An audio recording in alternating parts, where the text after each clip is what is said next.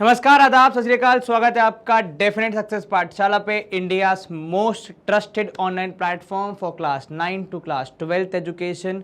और ये बनता है मोस्ट ट्रस्टेड प्लेटफॉर्म क्योंकि यहाँ आपको मिलते हैं one of the India's best educators जो आपको प्रोवाइड कराते हैं टॉप क्वालिटी एजुकेशन। हम आज कवर कर रहे हैं क्लास 10th के मैथमेटिक्स के 14th चैप्टर प्रोबेबिलिटी को। और ये हमने शुरू किया था सिलसिला पिछले लेक्चर से, जहाँ पे हमने प्रोबेबिलिटी के कॉन्सेप्ट को, जिसका नाम है प्रोबेबिलिटी अ थ्योरेटिकल अप्रोच, को पढ़ना शुरू किया था, जो कि आपके क्लास 9th के प्रोबेबिलिटी से थोड़ा सा अलग है। तो वो समझते हुए, दोनों का डिफरेंस समझते हुए, उसके बाद हमने यहाँ पे क्वेश्चन सॉल्व करना शुरू किया था एक्सरसाइज 14.1 के। कुछ सवाल हमने वहाँ पे ख़त्म किए थे, कुछ हम आज कंटिन्यू करेंगे और फिर चैप्टर को समराइज करते हुए एंड करेंगे। यह है आज के सेशन का एजेंडा। थोड़ा सा अगर मैं आपको ब्रीफ कर दूं तो हमने 9th के मुकाबले 10th में जो प्रोबेबिलिटी पढ़ी है उसमें डिफरेंस क्या है वो हम जरा यहाँ पे बहुत ही सिंपल शब्दों में अगर समझने की कोशिश करें। 9th में जो प्रोबेबिलिटी आप पढ़ते हैं उसको कहते हैं एक्सपेरिमेंटल प्रोबेबिलिटी। कौन सी? Experimental probability. अब इसमें क्या अलग होता है? तो सर देखिए, इसमें आपको जो प्रोबेबिलिटी निकालनी होती है किसी भी इवेंट की, वो बेस्ड होती है प्रीवियसली कंडक्टेड एक्सपेरिमेंट के रिजल्ट के बेसिस पे। जैसे मान लीजिए जो एग्जांपल हमने यूज किया था कि अगर आपने 1000 बार कॉइन टॉस किया तो उसमें अगर हेड्स आया 545 बार और टेल्स आया बाकी रिमेनिंग बार, तो अगली बार जब मैं टॉस करूंगा तो हेड्स आने की क्या प्रोबेबिलिटी होगी उसी कॉइन के साथ। ठीक है, तो यहाँ पे मुझे एक एक्सपेरिमेंट का रिजल्ट दिया गया था कि आपने 1000 बार कॉइन को टॉस किया, ये मेरा एक्सपेरिमेंट था, जिसमें 545 बार हेड्स आया, ये मेरा एक रिजल्ट था। और इसी के बेसिस पे मैंने प्रोबेबिलिटी निकाली। तो एक प्रीवियसली कंडक्टेड एक्सपेरिमेंट के बेसिस पे मैं फ्यूचर इवेंट की प्रोबेबिलिटी निकाल रहा था। राइट है ना? यही कर रहे थे हम। बिल्कुल सर। लेकिन अब जब हम थ्योरेटिकल अप्रोच पढ़ते हैं तो हमारा वे ऑफ सॉल्विंग क्या हो जाता है? हमारे वे ऑफ सॉल्विंग में एक प्रीवियसली एग्जिस्टिंग एक्सपेरिमेंट एग्जिस्ट नहीं करता। मतलब इसमें एक्सपेरिमेंट के बेसिस पे आप रिजल्ट नहीं बताते, इसमें आप थ्योरेटिकली समझते हो, इवैल्यूएट करते हो कि प्रोबेबिलिटी क्या होगी किसी भी चीज के होने की। जैसे अगर यहाँ पे हमें कॉइन टॉस करना है और अगर मुझे पता लगाना है कि कॉइन टॉस करने पे हेड्स आने की क्या प्रोबेबिलिटी है, तो फिर मैं क्या करूंगा? बहुत सिंपल सी अप्रोच रखूंगा कि मेरे पास दो आउटकम पॉसिबल हैं, एक हेड्स एक टेल्स, उसमें से एक मेरे काम का है जो कि है हेड्स, तो प्रोबेबिलिटी हो जाएगी 1/2, दैट इज 0.5। तो अगर मैं थ्योरेटिकल हिसाब से देखूं तो हेड्स आने की प्रोबेबिलिटी हो गई 0.5। अगर मैं एक्सपेरिमेंट के हिसाब से देखूं तो हेड्स आने की प्रोबेबिलिटी हो गई थी मान लो 0.545।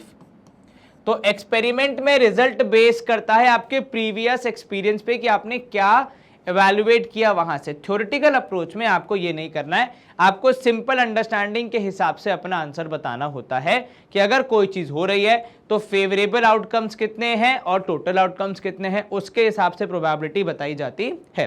तो ये थोड़ा सा ब्रीफ अपना इंट्रोडक्शन हो गया। अब अपन आ जाते हैं क्वेश्चन नंबर 4 पे, अपन यहाँ पे कंटिन्यू करेंगे। क्वेश्चन नंबर 3 तक हमने पिछले लेक्चर में कंप्लीट कर लिया था। क्या कह रहा है question number 4? Which of the following can not B probability of an event? इनमें से कौन सा प्रोबेबिलिटी नहीं हो सकता है? अब हमने जो पढ़ा है अब तक प्रोबेबिलिटी में, उसमें एक चीज बहुत क्लियर है कि किसी भी इवेंट की प्रोबेबिलिटी 0 से बड़ी होगी या 0 के बराबर हो सकती है जब वो इम्पॉसिबल हो, या फिर 1 से छोटी होगी, या एट मैक्स 1 के बराबर हो सकती है जब वो श्योर इवेंट हो।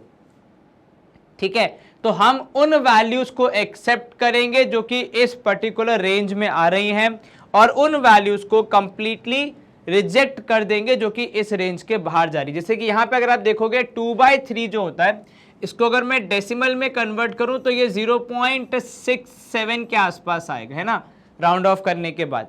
0.67 0 से बड़ा है, 1 से छोटा है, मतलब ये प्रोबेबिलिटी हो सकती है। तो आप यहाँ पे लिखोगे yes it can be, yes यहाँ पे लिख दिया, मतलब ये प्रोबेबिलिटी हो सकती है। ठीक है, तो ये तो अपना ऑप्शन नहीं है। अब आ जाओ सेकंड पे, माइनस ऑफ 1.5, फिर से वही बात होगी यहाँ पे कि क्या प्रोबेबिलिटी 0 से बड़ी और 1 से छोटी है, इंक्लूडिंग 1 एंड 0। तो 0 से बड़ी या 0 के बराबर और 1 से छोटी या 1 के बराबर। तो माइनस ऑफ 1.5 क्या है, माइनस ऑफ 1.5 0 से छोटा है, तो no it can not be a probability. तो यहाँ पे नो आ गया। तो अगर मुझे एमसीक्यू में टिक करना है तो सेकंड वाला ऑप्शन में टिक कर दूंगा, जो कि है हमारा ऑप्शन बी। अब आप ऑप्शन बी बोलें, सेकंड ऑप्शन बोलें, जो भी बोलें, ठीक है। देखो आगे अगर कोई बोले सर ये तो परसेंटेज में है, भैया परसेंटेज को जब आप फ्रैक्शन में कन्वर्ट करोगे तो ये क्या है सर, ये है 15%। अब आपने जो बोला, आपने क्या बोला, हमने कहा 15%। इसको लिख दो अपने गणित की भाषा में, तो 15% का मतलब होता है 100। तो ये हो गया 0.15, कंप्लीटली एक्सेप्टेबल वैल्यू, ठीक है। और फोर्थ वाला भी एक बार देख लेते हैं, 0.7, ये भी आपके जो रेंज है उसके अंदर ही आ रहा है। तो कुल मिला के ऑप्शन बी जो था हमारा सेकंड वाला, वही होगा, प्रोबेबिलिटी नहीं है। अब यहां देखो फिफ्थ क्वेश्चन कह रहा है कि अगर किसी इवेंट की प्रोबेबिलिटी 0.05 है तो उस इवेंट के ना होने की, नॉट ई की क्या प्रोबेबिलिटी होगी। तो आपने अगर यहां पे याद हो, हमने पढ़ा है कि किसी चीज के होने की या उसके ना होने की प्रोबेबिलिटी मिला के 1 के बराबर आता है। ऐसा क्यों होता है, क्योंकि सर या तो वो पर्टिकुलर इवेंट होगा या फिर वो पर्टिकुलर इवेंट नहीं होगा। जो बेसिक अपनी अंडरस्टैंडिंग है, जैसे मान लो मैं बोल दूं कि भैया कॉइन टॉस करने पे या तो आप जीतेंगे या फिर आप नहीं जीतेंगे, इसके अलावा तो कुछ और ऑप्शन है नहीं। ये तो नहीं होगा कि आप आधा जीत गए हैं, नहीं भैया, या तो जीतोगे या तो नहीं जीतोगे। तो अगर मैं आपसे बोलूं कि अगर आप सोचे, तो कोई अगर मुझसे बोले कि टॉस होने पे क्या होगा, तो मैं क्या बोलूंगा, देखो एक बात की तो श्योरिटी है, या तो आप हारेंगे या फिर आप जीतेंगे। तो एज अ इवेंट मेरा ये कहना मतलब क्या है कि हाँ, इन दोनों में से पक्का कुछ ना कुछ होगा। तो मैंने जो कहा उसके बारे में मैं श्योर हूं कि भैया या तो आप जीतेंगे या तो आप हारेंगे। भले ही सामने वाला इसके बाद मुझे मारने पीटने आ जाए कि ये कौन सी बड़ी बात बोल दी आपने, ये तो हमें भी पता है, पर क्योंकि मैं श्योर हूं और श्योर इवेंट की प्रोबेबिलिटी कितनी होती है, 1 होती है, तो उन दोनों का में से किसी एक का होना तो श्योर है।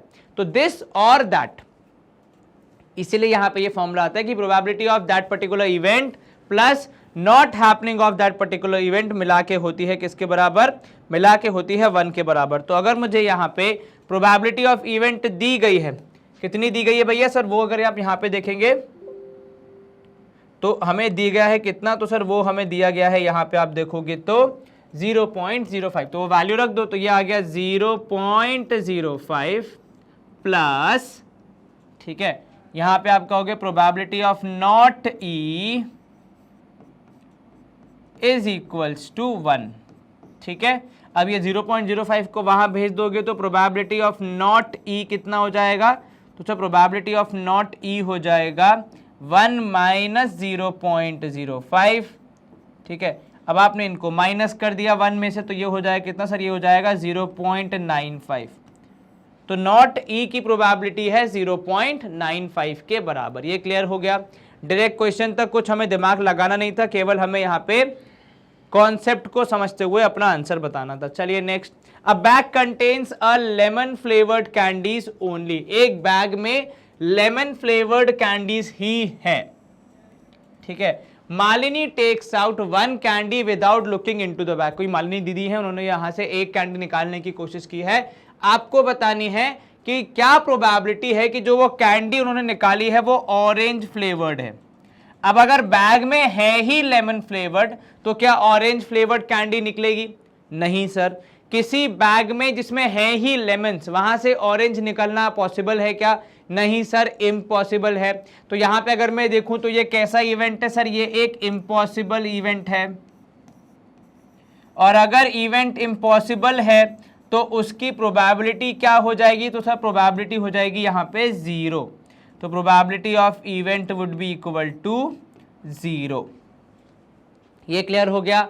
बिल्कुल सर। यहां पे आप ऐसे भी लिख सकते हो कि number of orange candies is equal to 0। Total number of candies जो हमें पता भी नहीं है तो हम वहां पे मेंशन भी नहीं कर सकते। तो प्रोबेबली यही अप्रोच से आप आगे बढ़ेंगे, ठीक है। चलिए, तो यहाँ पे आपने कहा कि भैया ये इम्पॉसिबल इवेंट है तो इसकी प्रोबेबिलिटी हो जाएगी 0। अब देखो सेकंड वाला पार्ट इसका, भैया बैग में वही लेमन फ्लेवर्ड कैंडीज हैं। अब की बार मालिनी दीदी ने फिर से एक बार हाथ डाला बैग के अंदर और अब की बार उन्होंने बोला कि बताओ क्या प्रोबेबिलिटी है कि लेमन फ्लेवर्ड ही आएगी। जिस बैग में भरे ही लेमन्स हैं उसमें अगर आप कोई भी चीज निकालोगे तो वो क्या निकलेगी, लेमन फ्लेवर की निकलेगी भैया, वहां पे जामुन तो निकलेगा नहीं, ये तो हो ही नहीं सकता है ना, या वहां पे अनार तो निकलेगा नहीं। जब बैग में भरे ही लेमन्स हैं, जब आपके पास है ही लेमन फ्लेवर्ड कैंडी, तो फिर कोई और फ्लेवर के आने का सवाल ही नहीं होता। तो एक लेमन फ्लेवर्ड कैंडी से भरे हुए बैग में से जब मैं कुछ निकालूंगा तो वो लेमन फ्लेवर्ड कैंडी ही होगी। तो इस तरीके से हम इसको कह सकते हैं कि ये एक श्योर इवेंट है, और क्योंकि ये एक श्योर इवेंट है तो इसकी प्रोबेबिलिटी कितनी हो जाएगी, तो सर इसकी प्रोबेबिलिटी हो जाएगी, मान लीजिए यहाँ पे हम ई की जगह एफ लिखें तो वो हो जाएगी 1 के बराबर। ये क्लियर हो गया? बिल्कुल सर। पिछला वाला 0 हुआ क्योंकि लेमन्स के बैग में ऑरेंज ढूंढ रहे थे, ये वाला 1 हो गया क्योंकि लेमन के बैग में लेमन के ही बारे में पूछ रहे थे, तो ऑब्वियस सी बात है आपका आंसर 1 आएगा। 7. It is given that in a group of 3 students, the probability of 2 students not having the same birthday is 0.0992. What is the probability that the 2 students have the same birthday? यहाँ पे आपको not having की दी है और have की पूछी है same birthday की, तो यहाँ पे आप कहोगे let E be the event, let E be the event,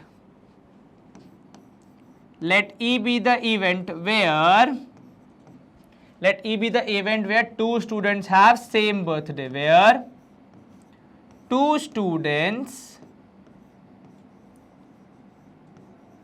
have same birthday.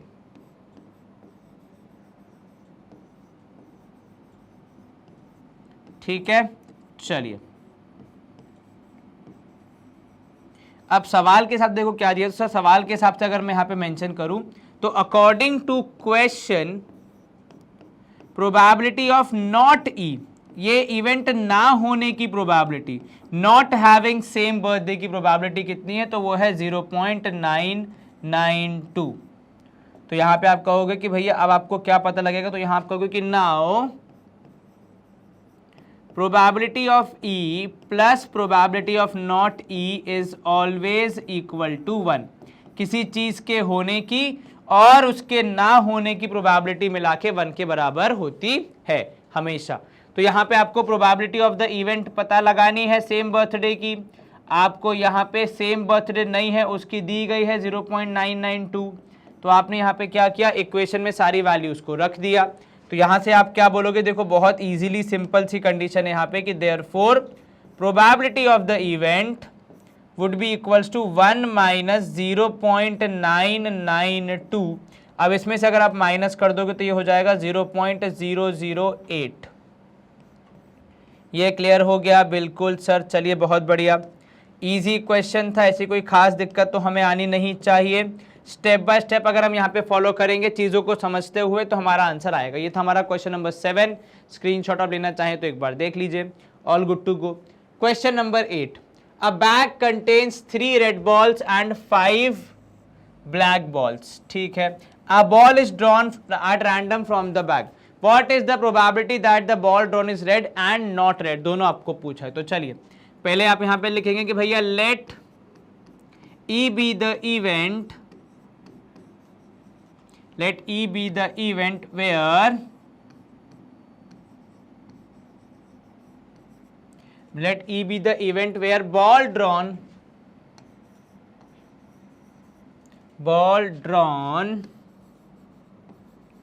from the bag is red। ये हो गया हमारा इवेंट का डेफिनेशन।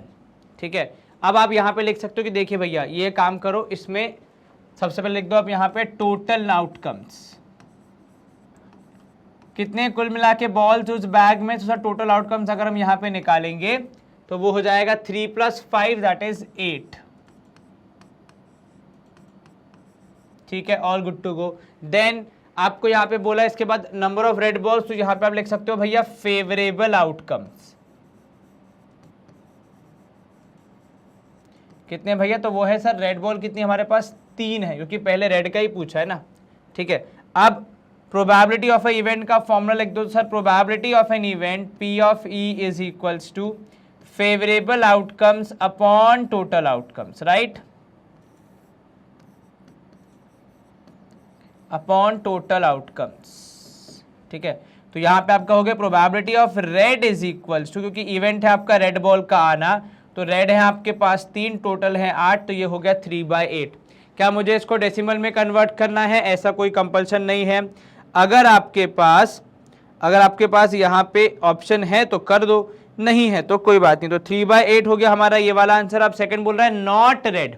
अब नॉट रेड के लिए यहां पे हम क्या कहेंगे? तो यहां पे हम कहेंगे भैया देखिए कि नाउ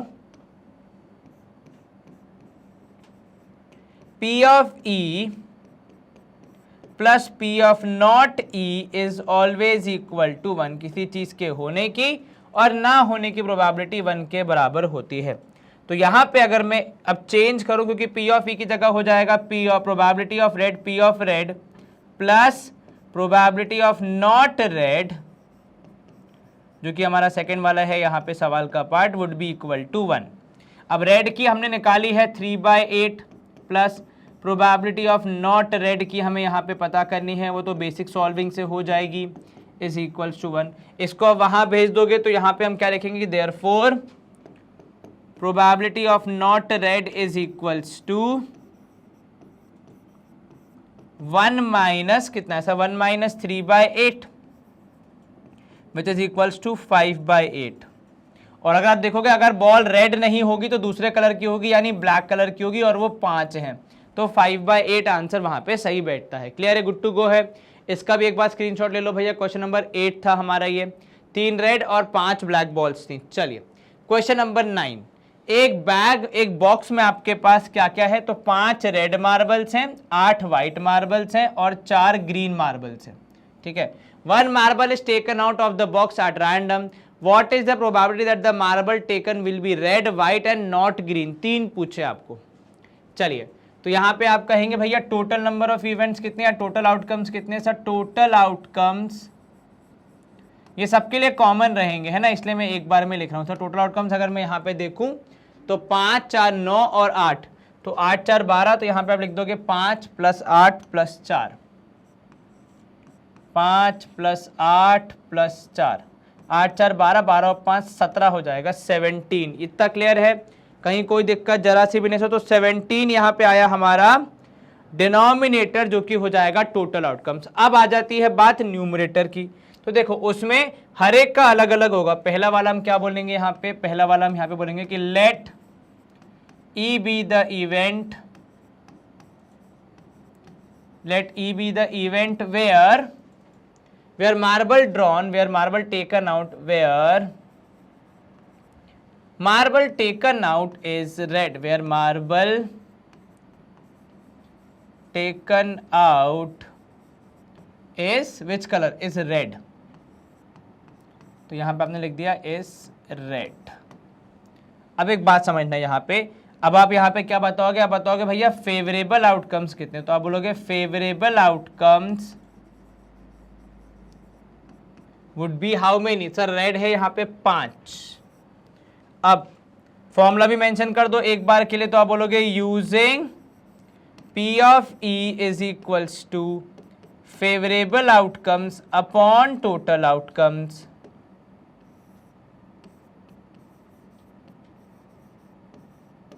ठीक है, अगर मैं इसको फॉर्मूले का यूज करूं तो probability of red would be how much? तो sir probability of red would be, favourable है 5, टोटल है कितने? टोटल है 17, तो आंसर आया 5/17। क्या ये क्लियर हुआ? पहले वाले का आंसर आया 5/17। इजी क्वेश्चन था, ऐसी कोई खास दिक्कत तो नहीं आई, जरा सी भी नहीं था। चलिए बहुत बढ़िया, अब आगे कंटिन्यू करो। देखो सेकंड पार्ट का क्या आंसर आएगा। अब इसके सेकंड पार्ट में देखो क्या बोल रहा है, व्हाइट का निकालने को बोला। तो चलिए पहली बात तो एक काम करते हैं अपन, आपकी और मेरी सुविधा के लिए एक पार्टीशन यहाँ पे ड्रॉ कर देते कि फर्स्ट पार्ट हमने यहाँ पे ख़त्म कर दिया, सेकंड पार्ट हम इधर पे करेंगे, ठीक है। चलो अब यहाँ पे अपन मेंशन करेंगे भैया ये है हमारा पार्ट 2 सेकंड वाला, जिसमें आपको क्या बोला है? वाइट बोला है। तो वहाँ पे ई इवेंट था रेड के लिए, तो यहाँ पे हम इवेंट चेंज कर देंगे, let F be the event, let F be the event let F be the event where marble drawn is, where marble जो भी हमने ड्रॉ किया है, मार्बल ड्रॉन इज या टेकन आउट जो भी लिखा है आपने, ठीक है, टेकन आउट इज, कौन सा कलर बोला उन्होंने सर, वाइट बोला है, तो यहाँ पे लिखा इज WHITE, वाइट। चलिए अब इसके बाद आप क्या बोलेंगे यहाँ पे, इसके बाद आप बोलेंगे भैया फेवरेबल आउटकम्स बता दो। तो हमने लिखा यहाँ पे कि favourable outcomes is equals to कितने भैया, वाइट के लिए सर 8 लिखा है यहाँ पे, तो 8 हो जाएगा। प्रोबेबिलिटी हो जाएगी जो कि हमने यहाँ पे फॉर्मूला पहले ही बता दिया, तो सीधे बोल देंगे कि प्रोबेबिलिटी ऑफ वाइट कितनी हो जाएगी, तो probability of white would be 8/17। ठीक है, अब अगर आपके पास जीवन में अत्यधिक समय है, मतलब आपके पास कोई काम ही नहीं है करने को, तो इसको डिवाइड करना, वरना इतना छोड़ोगे तो भी टीचर पूरे अंक दे देंगे, है ना। तो क्यों अपना समय वेस्ट करना, है नहीं, क्योंकि भैया बोर्ड्स में देखो समय मिलेगा आपको 3 घंटे ही, उसी में आपको सब कुछ करना है, आस पड़ोस में भी देखना है, अपना एग्जाम भी लिखना है, तो जितना टाइम आप कम स्पेंड करोगे ऐसी एक्टिविटीज़ पे, उतने अच्छे से अपने पूरे पेपर को फिनिश कर पाओगे। अब देखो थर्ड पार्ट में बोल रहा है नॉट ग्रीन, तो लेट ई बी द, ई हो गया, एफ हो गया, अब उसके बाद जी बोल, तो let G be the event where what, where marble taken out is not green होगा। ठीक है, ये ध्यान रखना, ग्रीन कर दोगे तो गलत हो जाएगा, तो where marble taken out is what, is not green, NOT not, GREEN, ये क्लियर है। अब नॉट ग्रीन अगर इन्होंने बोल दिया तो मतलब ग्रीन नहीं होना चाहिए। तो देखो इसको करने के 2 तरीके, या तो पहले ग्रीन की प्रोबेबिलिटी निकाल दो, फिर उसको 1 में से माइनस कर दो, उसके बाद अपना आंसर बता दो। ठीक है, एक तरीका ये हो गया। दूसरा, आप इसको अप्रोच ही ऐसे करो कि आपको नॉट ग्रीन नहीं चाहिए, तो फेवरेबल आउटकम्स कितने हो गए आपके, सर ग्रीन नहीं चाहिए, तो मतलब ग्रीन के अलावा बाकी जो 2 होंगे वो मुझे चलेंगे, मुझे उनसे कोई दिक्कत नहीं है। तो बाकी 2 कौन से कलर हैं, रेड है चलेगा, व्हाइट है चलेगा, तो 8 5 यहाँ पे हो गया 13, तो फेवरेबल आउटकम आ गए 13। तो प्रोबेबिलिटी ऑफ नॉट ग्रीन मुझे यहाँ पे मिल गई, प्रोबेबिलिटी ऑफ नॉट ग्रीन यहाँ पे हमें मिल चुकी है, और वो क्या हो जाएगी, तो सर वो हो जाएगी 13/17, क्योंकि मुझे ग्रीन नहीं चाहिए था, तो मैंने बाकी दोनों को यहाँ पे शामिल कर लिया मेरे फेवरेबल आउटकम्स में। ठीक है, तो उसका आंसर कितना आया सर, उसका आंसर आया 13/17। क्लियर है ये, बिल्कुल सर, चलो बहुत बढ़िया। इसका अगर आपको स्क्रीनशॉट लेना है तो एक बार देख लो। ठीक है, ऑल गुड टू गो, बिल्कुल सर। चलिए आगे बढ़ते हैं। 10th क्वेश्चन हमसे क्या कह रहा है, एक पिगी बैंक में क्या है, 50 पैसे के कॉइन्स हैं, कितने 100, तो 100 है 50 पैसे के कॉइन, ठीक है, 50 है 1 रुपए के कॉइन, देन आपके पास 20 है 2 रुपीज कॉइन, ठीक है, और 10 है 5 रुपीज के coin. if it is equally likely that one of the coins will fall out when the bank is turned upside down। बहुत बार क्या होता है ना, आपको उत्सुकता होती है कि पिगी बैंक में कितने कॉइन्स हैं, तो कुछ लोग क्या करते हैं, ऐसे पिगी बैंक को उल्टा करके थोड़ा सा ऐसे शेक करते हैं, तो उसमें से एक कॉइन बाहर आ जाता है। ठीक है, तो यहाँ पे वो कह रहे हैं कि अगर आपके पिगी बैंक से किसी एक कॉइन का बाहर आने के पूरे चांसेस हैं, तो आपको बतानी है प्रोबेबिलिटी किसकी, कि वो 50 रुपए का कॉइन होगा या फिर 5 रुपए का कॉइन नहीं होगा, नॉट लिखा है। यहाँ पे सबसे पहला कार्य हमारा क्या हो जाता है, तो सबसे पहला कार्य हो जाता है टोटल आउटकम्स को एवेल्युएट करना। तो टोटल आउटकम्स जो होंगे हमारे यहाँ पे वो कितने हो जाएंगे सर, टोटल आउटकम्स में सारे सिक्के शामिल करने, क्योंकि पिगी बैंक के अंदर तो कोई सा भी सिक्का बाहर आ सकता है, सबके आने के चांस हैं। तो 100 + 50 हो गया 150, 150 + 20 हो गया 170, 170 + 10 हो गया 180। हमने किस किस को ऐड किया, हमने 100, 50, 20 और 10 सबको ऐड करके निकाला, टोटल आउटकम्स एज 180। अब यहाँ पे हमारा फर्स्ट वाले की बात करते हैं। हमारा इवेंट क्या है कि let E be the event, let E be the event where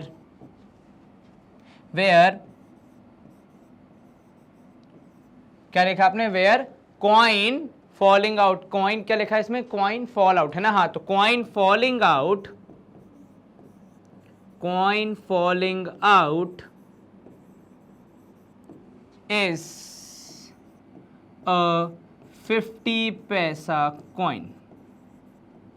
ठीक है, तो इसके हिसाब से अगर मैं यहाँ पे अब इवैल्यूएट करूँ तो मेरे फेवरेबल आउटकम कितने हो जाएंगे, तो सर फेवरेबल आउटकम्स हो जाएंगे 50 पैसे के सिक्के। कितने हैं भैया, सर उनकी संख्या यहाँ पे 100 है, तो यहाँ पे आपने लिख दिया 100। ये क्लियर है, बिल्कुल सर। तो आपके यहाँ पे फेवरेबल आउटकम्स आ गए। अब आप क्या करोगे सर, प्रोबेबिलिटी का फॉर्मूला लगाएंगे। तो प्रोबेबिलिटी किसी भी इवेंट की, तो probability of a event is always equals to favourable outcomes upon total outcomes, right है ना। तो फेवरेबल आउटकम्स अपॉन यहाँ पे लिखना है हमने कितना सर, हमने लिखना है टोटल आउटकम्स। तो आपके फेवरेबल आउटकम्स जो हैं वो कितने हैं, तो सर वो है यहाँ पे आप देखोगे 100, टोटल थे 180। अब जितना गणित का ज्ञान हमारे पास है इसको कैंसिल करे बिना हम छोड़ नहीं सकते।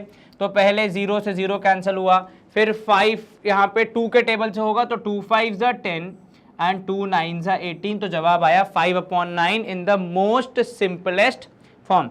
इससे ज़्यादा सिंप्लीफाई अगर आप कर सकते हैं तो स्वागत है, नहीं कर सकते हैं तो इतना करके छोड़ दीजिएगा। ये अपना फर्स्ट पार्ट था। सेकंड पार्ट अपन यहाँ पे कंटिन्यू कर लेते हैं ना, क्योंकि भैया अपने पास जगह है तो क्यों नहीं यूज़ करेंगे अपन उसको।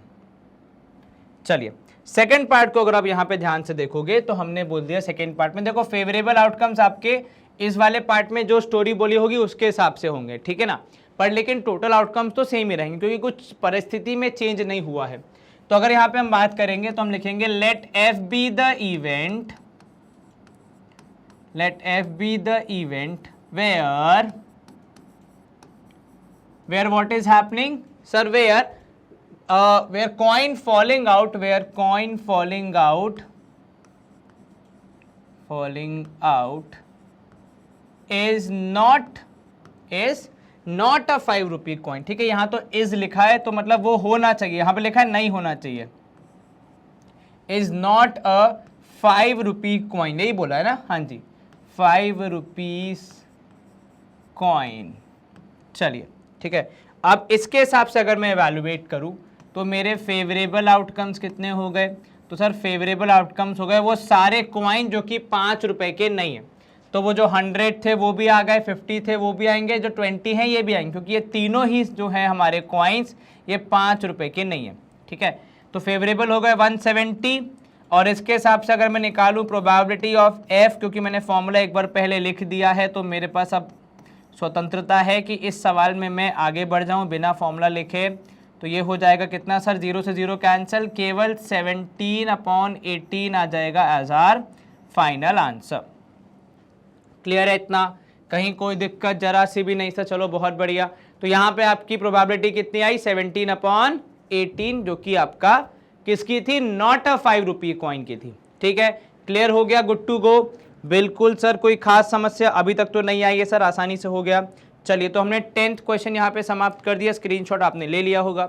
मूविंग टू क्वेश्चन नंबर 11, गोपी ने मछलियाँ खरीदी हैं अपने शॉप की, नहीं फ्रॉम अ शॉप उन्होंने खरीदी है उनके एक्वेरियम के लिए। तो गोपी भैया ने क्या ली है, मछलियाँ खरीदी हैं, बहुत बढ़िया। The shopkeeper takes out 1 fish at random from a tank containing 5 male fish and 8 female fish. ठीक है, what is the probability that fish taken out is a male fish. अब देखो यहाँ पे जो शॉप का ओनर है उसको एकदम से देखने पे समझ नहीं आ रहा है कौन सी मेल है कौन सी फीमेल है ना। तो जब वो उनको एक्वेरियम से निकाल के गोपी भैया को दे रहे हैं कि वो अपने घर ले जा सके, तो ऑब्वियस सी बात है जब वो स्टोर पे है तो बड़ा एक्वेरियम होगा जिसमें वो सारे फिशेस होंगे, उसमें से वो किसी छोटी व्यवस्था में बना के देंगे ताकि वो घर ले जा सकें, है ना।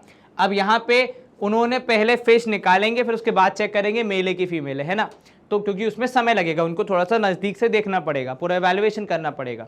तो यहाँ पे आपको बताना है प्रोबेबिलिटी किस चीज़ की, कि जो फिश यहाँ पे बाहर आई है वो एक मेल फिश है। चलिए, तो यहाँ पे आपने सबसे पहले क्या लिखा, सबसे पहले लिखा हमने भैया टोटल आउटकम्स।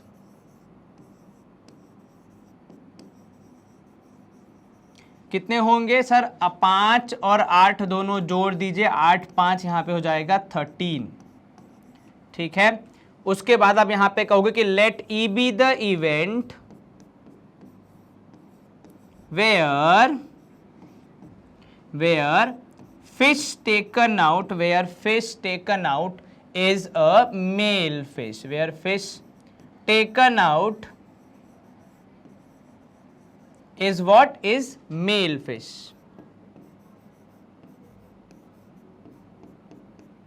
तो इसके हिसाब से अगर हम निकालेंगे हमारे फेवरेबल आउटकम्स, तो सर अगर मेल फिश यहाँ पे हम देखेंगे कितने हैं, उन्हीं में से कोई एक बाहर आ सकता है, तो फेवरेबल में हो जाएगा यहाँ पे 5। ठीक है, अब हम यहाँ पे लगाएंगे प्रोबेबिलिटी का formula. What is the formula for probability? तो sir probability of an event is equals to favourable outcomes upon total outcomes. ठीक है, और इसके हिसाब से अगर मैं देखूं तो यहाँ पे क्या हो जाएगा, तो सर इसके हिसाब से अगर हम देखेंगे तो हमारे पास फेवरेबल है 5, टोटल है 13, तो आंसर आना चाहिए 5/13। Is this clear? क्या यहाँ पे कोई दिक्कत जरा से भी नहीं सर? सिंपल सीधा डायरेक्ट क्वेश्चन था, आपने जल्दी से कर दिया। हाँ जी सर, चलिए बहुत बढ़िया, good to go. Next question, question number 12 क्या कह रहा है आपसे? A game of chance consist of spinning an arrow which comes to rest pointing at one of the numbers 1 2 3 4 5 6 7 8। ठीक है भैया, यहाँ पे देखो आपको डायग्राम बना हुआ है और सभी इक्वली लाइकली है, मतलब कोई सा भी नंबर आ सकता है, कोई भी पक्षपात नहीं है इसमें। ठीक है, what is the probability that if it is point at 8?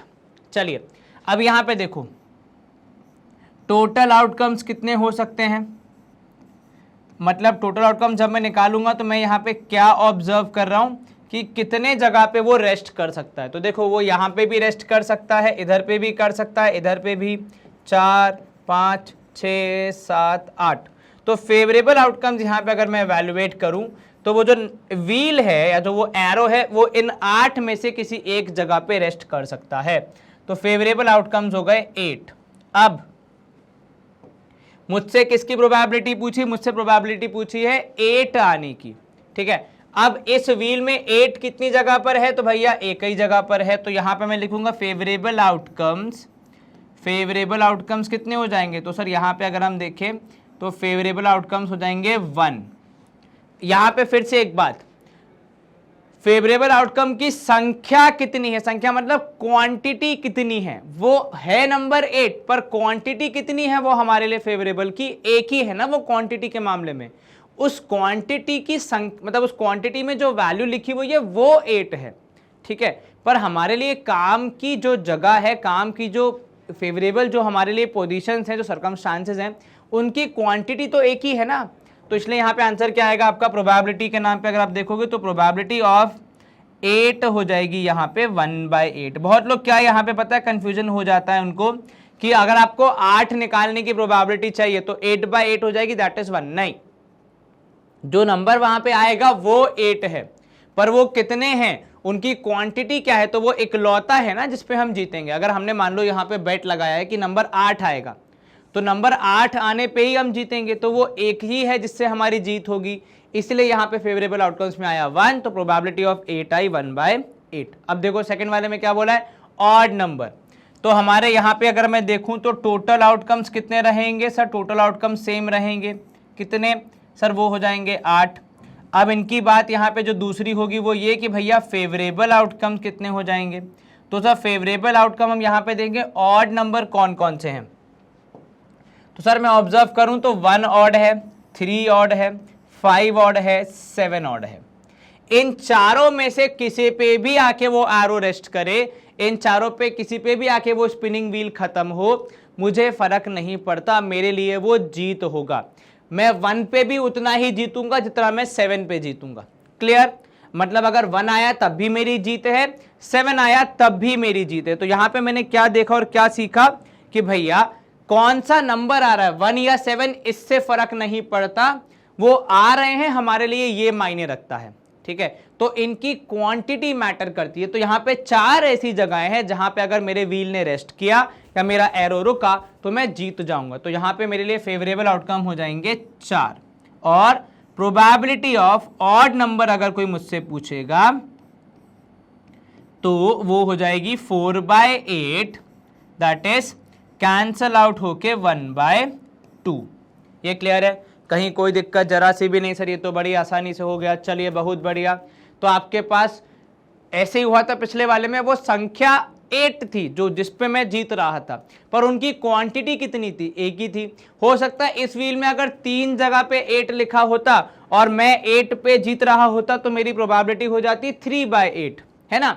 पर क्योंकि 8 एक ही जगह पे लिखा हुआ था और उस एक पे मैं जीतने वाला था तो प्रोबेबिलिटी हो गई 1/8। यहाँ पे ऑड नंबर्स पे मैं जीत रहा था, चाहे 1 हो चाहे 7 हो, मुझे इनाम बराबर ही मिलेगा। ठीक है, ऐसा तो है नहीं कि 1 पे मैं कम जीतूंगा 7 पे ज्यादा जीतूंगा, नहीं, सब पे बराबर ही होगा। तो आपको क्वांटिटी का ध्यान रखना है। लास्ट वाले देखो, यहाँ पे प्रोबेबली है कि अ नंबर ग्रेटर दैन 2। फिर से टोटल आउटकम्स में तो कोई परिवर्तन नहीं आएगा, वो तो 8 ही रहेंगे। परिवर्तन आएगा किसमें? फेवरेबल आउटकम्स में। 2 से बड़ा नंबर, अब जो 1 है वो 2 से छोटा है, वो शामिल नहीं हो सकता। जो 2 है वो 2 के बराबर है पर मुझे ग्रेटर देन बोला है तो इसको भी मैं शामिल नहीं करूंगा। 3 चलेगा, 4 चलेगा, 5 चलेगा, 6, 7, 8 ये सब के सब चलेंगे। तो 6 ऐसे आउटकम्स हैं। कितने? 6 ऐसे आउटकम्स हैं जो कि मेरे पक्ष में हैं। तो यहां पे मैं लिखूंगा फेवरेबल आउटकम्स एज 6। तो अगर कोई मुझसे यहां प्रोबेबिलिटी पूछेगा किसकी? अ नंबर ग्रेटर देन 2, तो नंबर ग्रेटर देन 2 की अगर कोई पूछेगा तो वो हो जाएगी 6/8, अगेन कैंसल आउट होके 3/4। Is this clear? कोई दिक्कत तो नहीं, जरा सी भी नहीं सर। चलो बहुत बढ़िया। जितना आप सिंपल वे में सवाल को अप्रोच करोगे, जितना आप उसको सिंपल वे में अंडरस्टैंड करते हुए आगे बढ़ोगे, उतना आपके लिए इजी हो जाएगा। अब देखो लास्ट वाला क्या बोल रहा है, a number less than 9। Total outcomes तो चेंज नहीं होंगे, वो तो 8 ही रहेंगे। अब बात आती है फेवरेबल आउटकम्स की। मुझे वो नंबर मेरे लिए फेवरेबल है जो कि 9 से छोटे हैं। अगर मैं शुरू करूं 1 से, तो क्या 1 9 से छोटा है? बिल्कुल सर एक्सेप्टेबल है। 2 9 से छोटा है? हाँ जी। 3 यस, 4 यस, 5 भी है, 6 भी है, 7 भी है, 8 भी है। तो एक चमत्कार के रूप में यहाँ पे जो आपको दिख रहा है वो ये कि भैया जितने नंबर्स इस व्हील पे लिखे हैं वो सब के सब 9 से छोटे हैं, तो वो सब के सब हमारी फेवरेबल वाली कैटेगरी में आ रहे हैं। तो इसीलिए अगर इसकी प्रोबेबिलिटी मुझे निकालनी है कि नंबर लेस देन 9 की प्रोबेबिलिटी क्या होगी, तो वो हो जाएगी 8/8 दैट इज इक्वल टू 1। ये ठीक वैसा ही है जैसा कोई भविष्यवाणी कर दे कि डाइस थ्रो करने पे 7 से छोटा नंबर आएगा और आप तभी उस इंसान को मारने की, मतलब उसके खिलाफ हिंसा करने की आपके मन में एक इच्छा आ जाए, क्योंकि उन्होंने ऐसी बात बोली है जो कि ऑब्वियस सी बात है, श्योर इवेंट है, उसमें बताने जैसा क्या है। तो मान लो अगर आपका कोई दोस्त बोले कि 100 रुपए की शर्त लगा ले, मैं तुझे ऐसी ट्रिक दूंगा कि तू डाइस के गेम में जीत जाएगा। आपने 100 रुपए दिए, अब उसने क्या बोला, देख भाई मैं तेरे को एक बताता हूँ बहुत ही सिंपल सा आपका रामबाण इलाज, कि डाइस थ्रो करने पर जो भी रिजल्ट आएगा वो 7 से छोटा होगा। आप क्या करोगे? आप वहां ऑब्वियसली हिंसा के लिए उतारू हो जाओगे कि भैया मैं इस व्यक्ति को क्या कर दूं, क्योंकि ऐसी कोई बात तो उन्होंने बताई नहीं जो कि आपको पता नहीं थी। ये तो एक तरीके से श्योर इवेंट हो गया। ठीक वैसे यहाँ पे कि अगर नंबर लेस देन 9 बोल रहे हैं तो भैया ये तो श्योर सी बात है ना, 9 से कम ही आएगा, इसमें तो कोई गुंजाइश ही नहीं है यहाँ पे कोई डिस्कशन की। तो आंसर क्या होगा? 1 होगा। क्लियर है? चारों पार्ट अपन ने कर लिए आसानी से, बिल्कुल सर कोई दिक्कत नहीं आई। चलिए इसी के साथ हमारा 12th क्वेश्चन भी समाप्त, काफी तेजी के साथ। 13th क्वेश्चन में देखो क्या बोला है, देखो डाइस का सवाल आ गया। A dice is thrown once, एक डाइस को आपने एक बार फेंका, आपको प्रोबेबिलिटी बतानी है प्राइम नंबर की।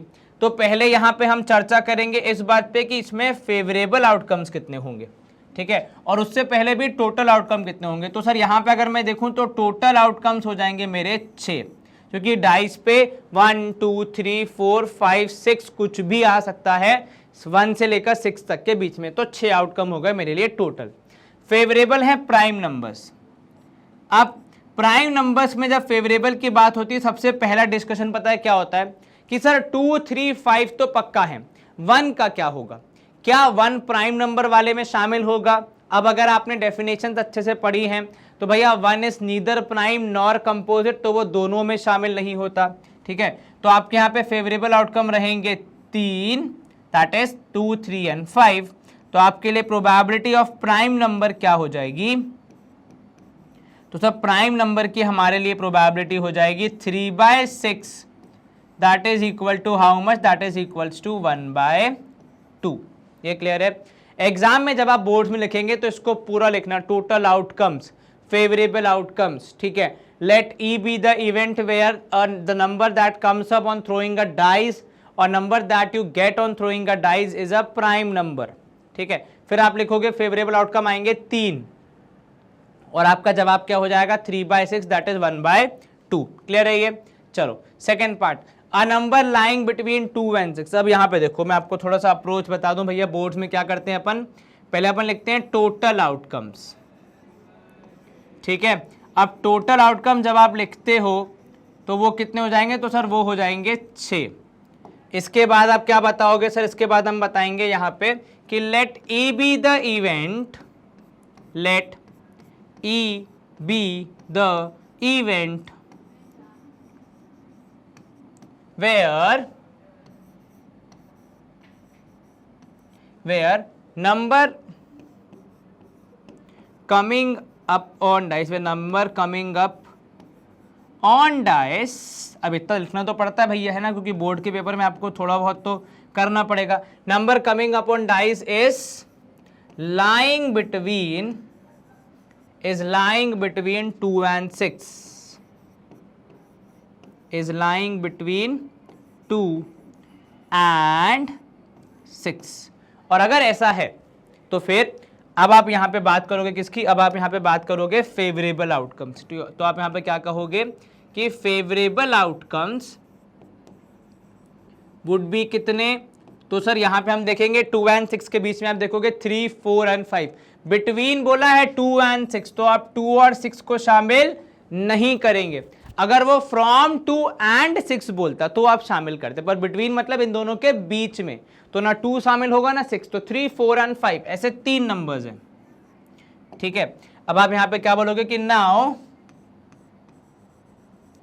Probability of event P of E is equals to favourable outcomes upon total outcomes. Obvious सी बात है, उनकी संख्या, कौन से हैं क्या हैं इससे फर्क नहीं पड़ता, कितने हैं इससे फर्क पड़ता है, ठीक है। तो probability of the event would B, जो कि हमने पहले ही मेंशन कर रखा है कि इवेंट ई क्या है, तो 3/6 दैट इज 1/2। ये क्लियर है। तो अगर आप बोर्ड्स में ऐसे अप्रोच करेंगे तो आपको वहां पे नंबर पूरे मिलने के बढ़िया चांस हैं। शॉर्टकट अगर आप अपनाएंगे तो फिर टीचर कुछ मार्क्स डिडक्ट कर सकता है भैया, ये आपको क्लियरली हमेशा ध्यान रखना है। चलो थर्ड पार्ट इसका देखो, ऑड नंबर। फिर से इसमें आप क्या करोगे, इसमें आप नेमिंग कर दोगे, ई के बाद मान लो आपने लिख दिया एफ, तो let F be the event, let F be the event where number coming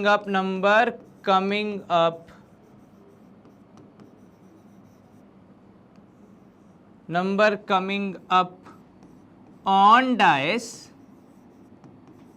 is how much sir, is odd number, is an odd number। चलिए अब इसके हिसाब से बता दो। पहली बात तो हमें यहाँ पे टोटल आउटकम्स लिखना है, वो हमने पहले नहीं लिखा तो हम अब लिख देते हैं। तो भैया टोटल आउटकम्स है हमारे यहाँ पे कितने सर, वो तो 6 ही रहेंगे, डाइस में कुछ चेंज थोड़ी हुआ है, ऐसा तो है नहीं हमने कोई एक नंबर गायब वायब कर दिया, जितने थे उतने ही चल रहे हैं भैया। तो टोटल आउटकम्स हो गए आपके 6, फेवरेबल आउटकम्स हो गए आपके कितने, तो सर फेवरेबल आउटकम्स हो गए यहाँ पे हमारे 3, है ना। जो भैया ऑड नंबर कौन सा सर, 1, 3, 5, अब 1 ऑड है, 3 ऑड है, 5 ऑड है, ठीक है। तो यहाँ पे आप लिख दोगे कि भैया therefore probability of F would be equal to, अब क्योंकि एक सवाल के 3 पार्ट है, मैंने एक में लिख दिया है फॉर्मूला, तो मुझे तीसरी बार लिखने की जरूरत नहीं है, एक बार लिखा हुआ है तो वो टीचर के लिए पर्याप्त है। हाँ सवाल चेंज होगा तब आपको मेंशन करना पड़ेगा। तो 3/6 को आप यहाँ पे कर दोगे कितना, कैंसल आउट करके 1/2। जो 3 पार्ट हमने किए यहाँ पे 13th क्वेश्चन के, तीनों का ही आंसर कितना आया, 1/2 1/2 1/2। कोई दिक्कत जरा से भी नहीं सर, ये तो बड़ी आसानी से हमने कर लिया। चलिए very well done, good to go. Question number 13 यहाँ पे हमारा समाप्त। क्वेश्चन नंबर 14 देखो क्या बोल रहा है, आपके पास एक वेल शवल डेक है 52 कार्ड्स का और आपको यहाँ पे प्रोबेबिलिटी बतानी है। प्रोबेबिलिटी 6 सवाल, इसके 6 सब पार्ट्स हैं, हम सारे ही सॉल्व करेंगे, ठीक है। सबसे पहली बात तो इसमें आप क्या बोलोगे, टोटल आउटकम्स कितने, तो यहाँ पे देखो सबसे पहले हम क्या बोल देंगे कि टोटल आउटकम्स, क्योंकि वो आपके इवेंट पे डिपेंड नहीं करता है, ठीक है, वो आप सवाल में जो सिनेरियो दिया है उसके हिसाब से बताते हो। तो टोटल आउटकम्स हो गए 52, और ये सिर्फ एक पे नहीं, ये सब पे लागू है, ठीक है। अब यहाँ पे देखो आप क्या कहोगे कि भैया late E be the event, let E be the event where card drawn, where card drawn is a king, is a red king। आप रेड किंग लिख दो या फिर किंग ऑफ रेड का लिख दो, एक ही बात है। रेड किंग लिख दिया मैंने क्योंकि मेरे पास भैया शब्द अपन को लिमिटेड यूज करने हैं, ठीक है। सवाल में भले उन्होंने पूरा एलैबोरेट कर दिया हो कि किंग ऑफ रेड कलर, पर रेड किंग लिख दोगे तो भी लोगों को समझ आ ही जाएगा, ठीक है। तो इसके हिसाब से देखो फेवरेबल आउटकम्स कितने हो जाएंगे। तो सर यहाँ पे अगर मैं एवेल्युएट करूँ तो टोटल कार्ड्स कितने होते हैं सर? टोटल कार्ड्स होते हैं 52, जिसमें से आधे होते हैं रेड और आधे होते हैं ब्लैक। तो 26 होते हैं रेड, 26 होते हैं ब्लैक। और कार्ड्स में एक और होती है आपकी, होती है 4 डिजाइन, ठीक है ना। तो जो 4 डिजाइन उसमें से 2 होती हैं रेड और 2 होती हैं ब्लैक, ठीक है। तो 52 कार्ड्स को आप 4 डिजाइन में भी डिवाइड करते हो और उसको रंग के हिसाब से भी करते हो। तो 2 रेड 2 ब्लैक, हर एक डिजाइन के 13 पत्ते, 13 ऑफ ईच डिजाइन, ठीक है। तो यहाँ पे डिजाइन 1 के 13 पत्ते, डिजाइन 2 के 13 पत्ते, यहाँ पे भी डिजाइन 1 के 13 पत्ते और डिजाइन 1 के 13 पत्ते, ठीक है, दोनों के 13। अब अगर आप इन डिजाइन्स को देखें, जो 13 पत्ते होते हैं उसमें ए से शुरू होता है, फिर 1, फिर 2, 3, 4, 5, 6 करके पूरा जाता है कहाँ तक? किंग तक। तो एक किंग आपको रेड कलर का यहाँ से मिल जाएगा, ठीक है। अगर हम यहाँ पे हाईलाइट करें तो एक किंग हमें यहाँ से मिल जाएगा और एक किंग यहाँ से मिल जाएगा। तो अगर मैं यहाँ पे फेवरेबल आउटकम्स काउंट करूंगा तो रेड किंग मेरे को 2 मिलेंगे, ठीक है, क्योंकि रेड कलर के 2 डिजाइन होते हैं, दोनों में एक एक किंग होगा। तो फेवरेबल आउटकम्स हो गए 2। प्रोबेबिलिटी ऑफ द इवेंट का फॉर्मूला क्या होता है sir? Probability of the event होता है favourable outcomes upon total outcomes, right. तो यहाँ पे आप क्या करोगे, बस ये सारी वैल्यूज लिख दोगे और अपना आंसर बता दोगे। अपॉन टोटल आउटकम्स यहाँ पे हो जाएगा 2/52, जो कि कैंसल आउट होके कितना हो जाएगा? तो सर ये हो जाएगा 1/26। क्लियर है? ये कहीं कोई दिक्कत तो नहीं, जरा से भी नहीं सर। तो हमारा इसका आंसर कितना आया पहले वाले पार्ट का? सर 1/26 आ गया। और ये मैंने किया प्रॉपर पैटर्न में, जो कि आप बोर्ड्स में फॉलो करोगे। ये डायग्राम की जरूरत नहीं पड़ती यहाँ पे, पर हाँ ये सब तो लिखना पड़ेगा, है ना, फॉर्मूला भी और आपका आंसर भी। क्लियर है? अब इसका सेकंड पार्ट अगर आप देखोगे, फेस कार्ड बोला है। तो अगर हम इसको देखें तो टोटल आउटकम्स हमारे कितने रहेंगे सर? वो तो 52 ही रहेंगे, क्योंकि कार्ड में कुछ हरकत तो करी नहीं है आपने। हाँ, फेवरेबल आउटकम्स यहाँ पे अगर मैं सोचूं तो फेस कार्ड कौन कौन से होते हैं सर? जैक, क्वीन और किंग, इन तीनों में चेहरा बना हुआ होता है। सिर्फ फेस कार्ड बोला, उसमें जेंडर का कोई बाइफरकेशन नहीं किया। तो इन 3 कार्ड्स में होता है। ऐसे ये जो 3 कार्ड है मैंने जे क्यू के बोले, उसमें हर एक सेट में कितने होते हैं? तो सर हर एक सेट में 3 होते हैं और 4 सेट होते हैं, तो 3 4 12। तो यहाँ अगर आप प्रोबेबिलिटी निकालोगे तो कितना आएगा भैया? तो सर यहाँ प्रोबेबिलिटी अगर हम निकालेंगे तो probability of the event would B 12/52, जिसको अगर मैं कैंसिल कर दूं 4 से, तो 4 3 12 एंड 4 13 52, ये मेरा आंसर होना चाहिए। अब देखो इसका नेक्स्ट पार्ट क्या बोल रहा है। अब देखो ये अपन का पिछले वाले का ही कह सकते हो आप, और सिंप्लीफाइड वर्जन। तो टोटल आउटकम्स तो आपके कितने रहेंगे सर? वो तो 52 ही रहेंगे, फिक्स है। हाँ, फेस कार्ड आपको रेड कलर का बोला, तो देखो रेड फेस कार्ड मतलब आप यहाँ पे समझो कि फेवरेबल आउटकम्स हो जाएंगे। वैसे आपके अब यहाँ पे फिर से थोड़े से चेंज, है ना। अब यूं तो आपके फेस कार्ड कितने होते हैं सर? अभी हमने देखा था 12 होते हैं, लेकिन कार्ड्स में हर एक चीज का बराबर डिवीजन होता है। तो इन 12 में से आपको यहाँ पे ये समझना है कि 6 हो जाएंगे आपके रेड और 6 हो जाएंगे ब्लैक, ठीक है। तो यहाँ पे आप देखोगे फेवरेबल आउटकम, क्योंकि आपको फेस कार्ड भी चाहिए और वो भी रेड कलर का, तो वो हो जाएंगे 6। तो प्रोबेबिलिटी हो जाएगी यहाँ पे आपके इवेंट की 6/52। लेकिन वही गणित का नियम है, बिना कुछ भी कैंसल आउट करे आप आगे नहीं बढ़ सकते। तो इसको अगर आप 2 से कैंसिल करोगे तो 2 3 6, नीचे करोगे 2 से कैंसिल तो 2 2 4, 2 6 12। तो यहाँ आंसर आया 3/26। पिछले वाले का 3/13 आया था, क्योंकि हमको सिर्फ फेस कार्ड बोला था, वो किस कलर का है ये नहीं वहां पे इलैबोरेट किया गया था, पर यहाँ पे क्लियरली मेंशन्ड है कि रेड कलर का है, तो उसके बारे में हम सोचेंगे।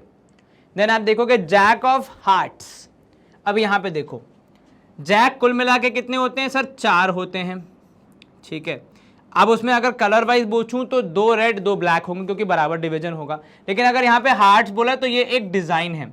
अब 4 जैक हैं तो 4 डिजाइन के एक एक होंगे, तो हार्ट्स का कितना हो जाएगा, 1 हो जाएगा हार्ट्स का, 1 हो जाएगा हमारे वो कौन सा है स्पेड का, ठीक है, 1 हो जाएगा डायमंड का, और एक चौथे वाली डिजाइन कौन सी होती है सर, क्लब्स का, ठीक है। अब यहां पे हम देखेंगे टोटल आउटकम तो हमारे वही रहेंगे, कितने 52 रहा। सवाल हमारे यहाँ पे आप कहोगे किसका, यहाँ पे हमारे फेवरेबल आउटकम्स का, तो वो कितना हो जाएगा, तो सर वो हो जाएगा 1। तो प्रोबेबिलिटी यहाँ पे हम निकालेंगे इस इवेंट की, तो वो हो जाएगी 1/52। चलिए गुड टू गो है इतना तो बिल्कुल सर, यहाँ तक तो कोई आपत्ति नहीं, ये तो आराम से हो गया। चलो स्क्रीनशॉट लेना चाहो तो एक बार देख सकते हो। ये हमारा 4th पार्ट था। 5th पार्ट में स्पेड बोल दिया। अब देखो कुल मिला के कितने होते हैं सर, होते हैं 52, ठीक है। तो यहाँ पे आप देखोगे टोटल होते हैं 52 कार्ड्स, इसमें से हर एक डिज़ाइन के 13 कार्ड। अब डिज़ाइन कौन कौन सी होती है, तो स्पेड होती है, ठीक है, फिर होती है अपनी हार्ट्स, और एक होती है डायमंड, और लास्ट एक हो सकती है क्लब, ठीक है। हर एक डिज़ाइन के यहाँ पे आप कहोगे तो देखोगे 13 कार्ड्स। स्पेड होना चाहिए, भले नंबर कुछ भी लिखा हो, फेस कुछ भी बनाओ, तो यहाँ पे टोटल आउटकम्स हो जाएंगे हमारे 52, ठीक है। स्पेड जो होंगे इसमें से वो हो जाएंगे हमारे फेवरेबल, और स्पेड की संख्या है 13। अब प्रोबेबिलिटी अगर आप निकालोगे तो probability of the event would B 13/52। ये क्लियर है, यहां तक कोई दिक्कत जरा से भी नहीं था। चलिए बहुत बढ़िया। तो आंसर कितना आया, 13/52 आया फॉर 5th पार्ट, स्पेड बोला था। अब लास्ट देखो क्वीन ऑफ डायमंड्स, तो यहाँ डिजाइन भी बता दी है, उसमें से कौन सा कार्ड चाहिए वो भी बता दिया। तो डायमंड होते हैं 13, ठीक है, उसमें से अलग अलग आपके कार्ड्स होते हैं, तो जो क्वीन वाला कार्ड होता है वो तो एक ही होता है, ठीक है। तो आप यहाँ पे कहोगे भैया देखिए कि टोटल आउटकम जो है आपके वो है 52, और जो फेवरेबल आउटकम्स है यहाँ पे आपका वो इकलौता एक है, तो ये हो जाएगा 1। तो probability of the event would B 1/52। ये क्लियर है बिल्कुल सर, यहाँ पे कोई दिक्कत जरा से भी नहीं सर। चलिए तो 14th क्वेश्चन का जवाब कितना है सर, 1/52 आ गया। बहुत बढ़िया, इजीली हमने यहाँ पे ख़त्म कर दिया इसको। इंपॉर्टेंट क्या है, आपको कार्ड्स का पूरा सेटअप याद होना चाहिए, पता होना चाहिए, वेल इन्फॉर्म्ड होना चाहिए आपको एज फार एज ये कार्ड्स वाली पूरी बात इज कंसर्न्ड, ठीक है। चलिए गुड टू गो। अब यहाँ देखो 15th क्वेश्चन क्या बोल रहा है, 5 कार्ड्स। अब ये कुछ अलग यहाँ पे कर दिया उन्होंने, 5 ही कार्ड हैं आपके पास, जिसमें कि एक 10 है, एक जैक है, एक क्वीन है, एक किंग है, और एक एस ऑफ डायमंड्स दिया हुआ है। Are well shuffled with their face downwards, ठीक है। 1 card is picked at random. 5 ही कार्ड हैं, तो आपके टोटल आउटकम्स कितने हो गए सर, टोटल आउटकम्स यहाँ पे हमारे हो जाएंगे, अगर मैं यहाँ पे मेंशन करूँ तो 5, ठीक है। चलिए अब यहाँ पे आपका इवेंट क्या है, पहले वो इलैबोरेट कर लेते हैं, उसके बाद तो हम आगे अप्रोच करेंगे। तो आप कहोगे कि let E be the event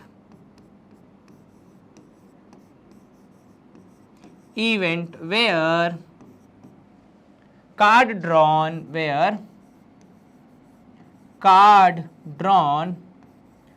card drawn is a queen.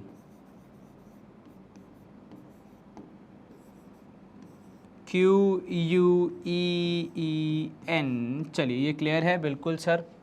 चलिए बहुत बढ़िया। तो क्वीन का यहाँ पे आपको क्या बतानी है, प्रोबेबिलिटी बतानी है।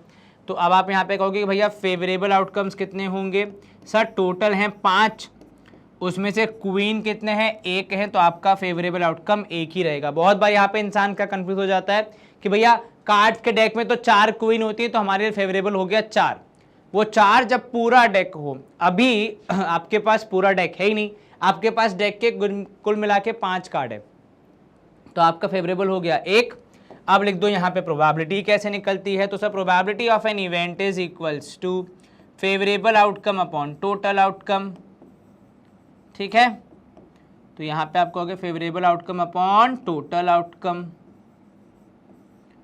तो पिछले वाले से अलग कैसे, ये पिछले वाले में आपको जानकारी पूरे कार्ड के डेक के रखनी थी, यहाँ पे सिर्फ जो आपको दिए गए हैं सिर्फ उनके बारे में बोलना है। तो एक हमारे काम का है, टोटल थे 5, तो प्रोबेबिलिटी हो गई 1/5। ये क्लियर हो गया।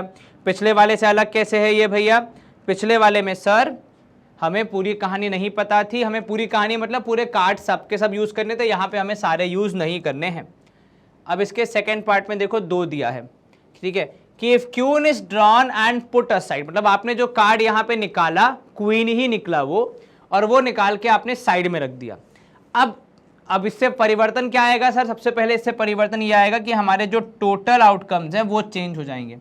तो पहले हमारे टोटल आउटकम्स कितने थे सर, पहले हमारे टोटल आउटकम्स थे 5, लेकिन क्योंकि हमने एक कार्ड असाइड कर दिया है तो अब हम लिखेंगे 5 - 1 दैट इज इक्वल्स टू 4। तो ये 4 जो है ये हमारे इन दोनों जो सब पार्ट्स हैं ए और बी उनके लिए एप्लीकेबल है, ठीक है। चलो, तो फेवरेबल आउटकम यहाँ पे आपको मिल गए 4। अब आप यहाँ पे क्या बोलोगे, क्योंकि आपने क्या किया, क्वीन को निकाल के ड्रॉन असाइड कर दिया है, कि आपने अलग से उसको रख दिया, पुट असाइड मतलब अलग जगह पर रख दिया, वो डेक में वापस नहीं गए हैं। चलिए, अब यहाँ पे आप कहेंगे इसके ए पार्ट में कि let E be the event where card drawn is an ace, where card drawn is an ace। चलिए, ये क्लियर है, बिल्कुल कहीं कोई दिक्कत नहीं है। अगर इतना हमको पता है तो अब हम आगे बता देंगे भैया। देखिए फेवरेबल आउटकम कितने होने चाहिए, तो सर फेवरेबल आउटकम अब हम देखें तो हमारे पास 4 कार्ड बाकी हैं, उसमें एस है, बिल्कुल है सर, तो एक एस है तो इसकी प्रोबेबिलिटी हो जाएगी 1, सॉरी फेवरेबल आउटकम हो जाएंगे 1। अब अगर मैं प्रोबेबिलिटी निकालूँ यहाँ पे तो मैं बोलूँगा probability of the event would be equals to favourable outcome upon total outcome. तो फेवरेबल है 1, टोटल है 4, जवाब आ गया 1/4 विच इज 0.25। 1/4 छोड़ दोगे तब भी कोई दिक्कत नहीं है, 0.25 लिख दोगे तब भी कोई समस्या नहीं, ऐसा कोई आपसे नहीं बोलेगा कि आपने ये क्यों किया, ठीक है। ये तो हो गया इसका एक पार्ट। अब इसके बी पार्ट में देखो किसकी प्रोबेबिलिटी पूछ रहा है, क्वीन की पूछ रहा है। तो चलिए भैया वो भी निकाल लेंगे, अपन का काम तो है सब कुछ सॉल्व करना है अपन को। तो यहाँ पे आपका बी पार्ट में हो जाएगा कि let F be the event, let f be the event where, let f be the event where card drawn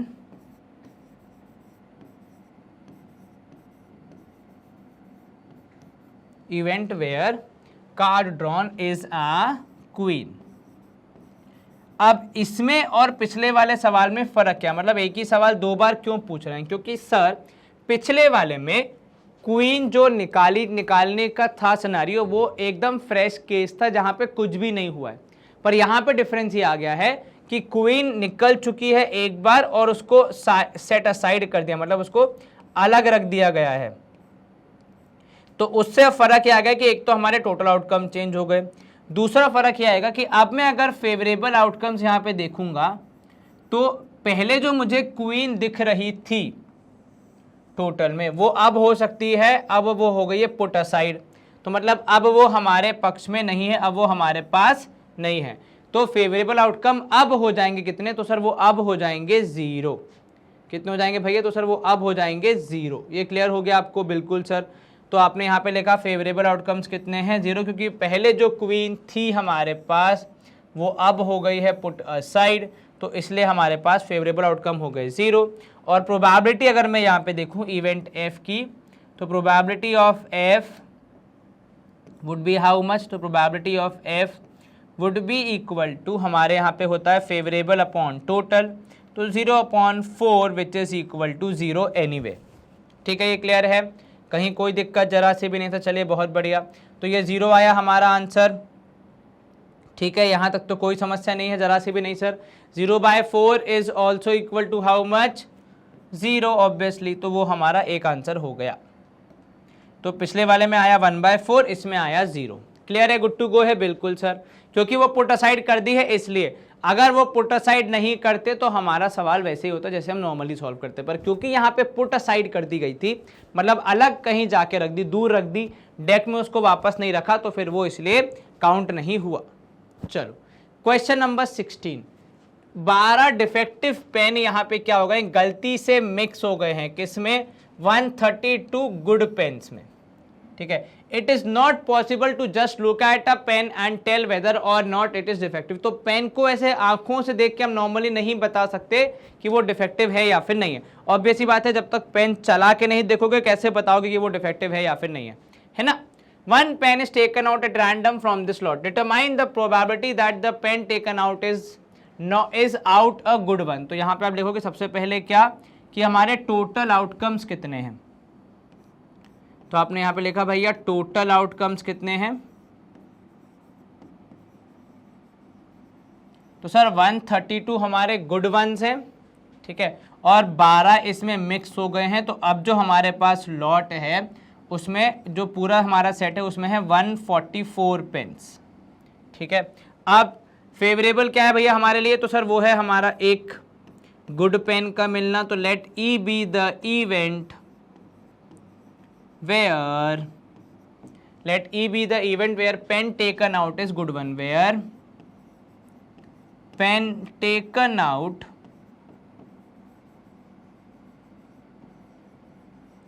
is what, is good one, is good,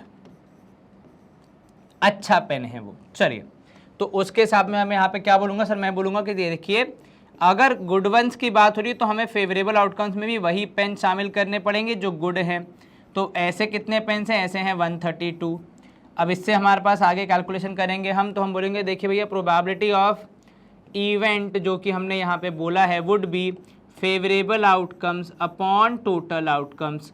favourable हैं 132, टोटल हमने निकाला था है 144। अब आप इसको 12 के टेबल से कैंसिल करोगे, 12 11 जा 132, 12 12 जा 144, तो आपका आंसर आया 11/12। क्लियर है, ये कोई दिक्कत जरा सी भी नहीं सर, आसानी से कर लिया। हाँ जी सर, तो 11/12 हमारा आंसर आ गया और ये हमारा 16th क्वेश्चन था जो कि हमने यहाँ पे समाप्त किया। चलिए गुड टू गो, अच्छा क्वेश्चन था। स्क्रीनशॉट आप लेना चाहें तो भैया एक बार देख लीजिए, क्या कोई डाउट और कन्फ्यूजन नहीं रहना चाहिए व्यक्ति को जीवन में, वरना दिक्कत हो सकती है ना। चलो क्वेश्चन नंबर 16 यहाँ पे समाप्त। 17th क्वेश्चन का फर्स्ट पार्ट, अब के बार एक 20 बल्ब्स के लॉट में 4 डिफेक्टिव हैं, ठीक है। One bulb is drawn at random from the lot, what is the probability that bulb is defective. अब यहाँ पे देखो टोटल आउटकम कितने हो गए यहाँ पे सर, टोटल आउटकम यहाँ पे हो गए 20। अब पिछले वालों इसमें फर्क क्या था, पिछले वाले में देखो यहाँ पे क्या लिखा था कि 132 गुड में 12 मिक्स हो गए तो 144 हो गए, ठीक है।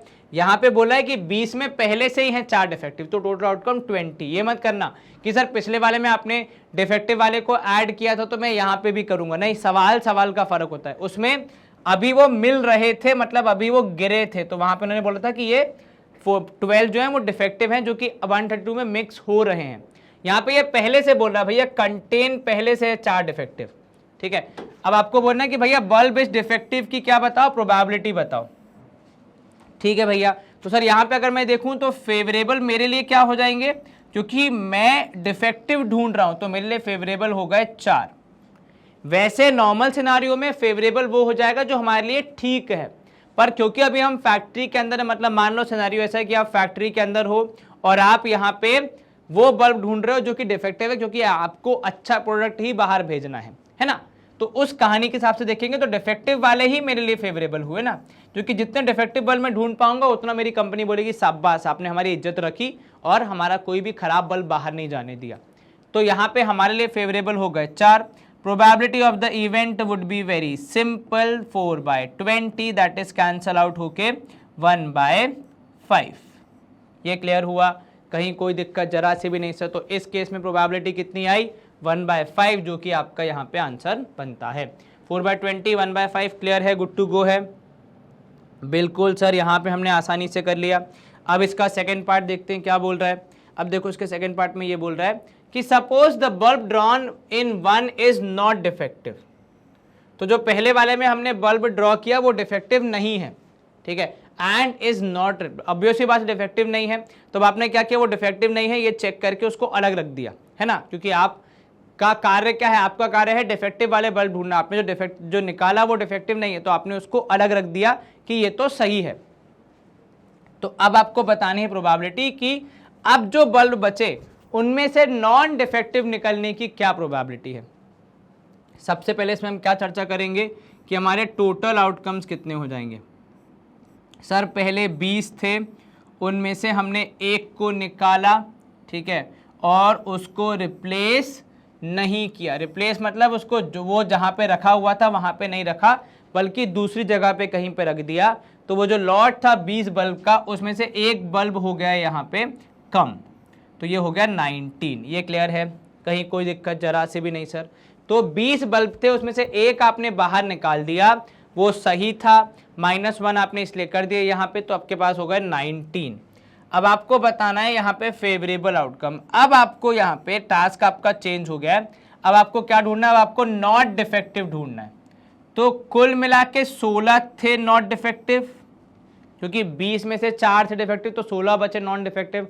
उसमें से एक हमने पहले ही हटा दिया है, ठीक है, और वो हमने हटा के अलग रख दिया है, ठीक है। तो ये एक कौन सा है, तो ये एक वही है जो कि नॉन डिफेक्टिव था और आपने यहाँ पे उसको अलग कर दिया। तो ये एक नॉन डिफेक्टिव का आपने माइनस किया कि आप हट गए हैं, ये एक आपने माइनस किया क्योंकि लिखा है यहाँ पे not replaced.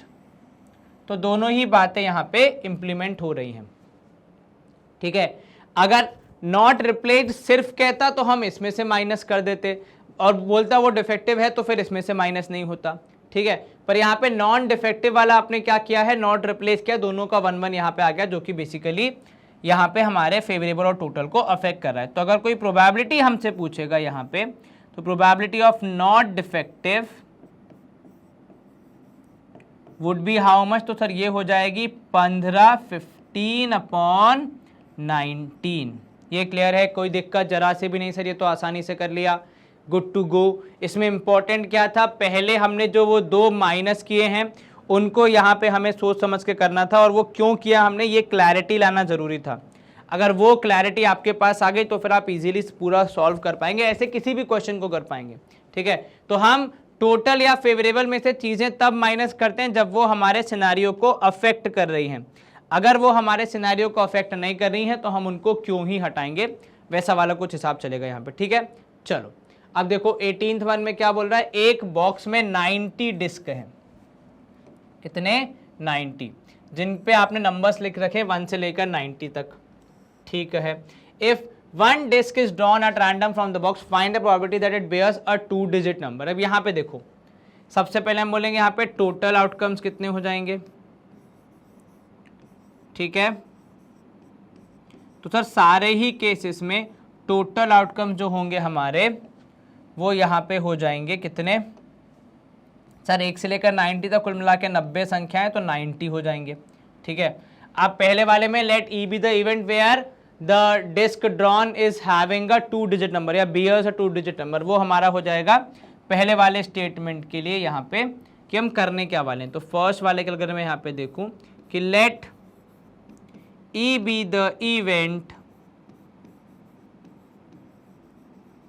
where let E be the event where disk, और यहाँ पे हम कहते हैं disk drawn bears a 2 digit number, bears a 2 digit number,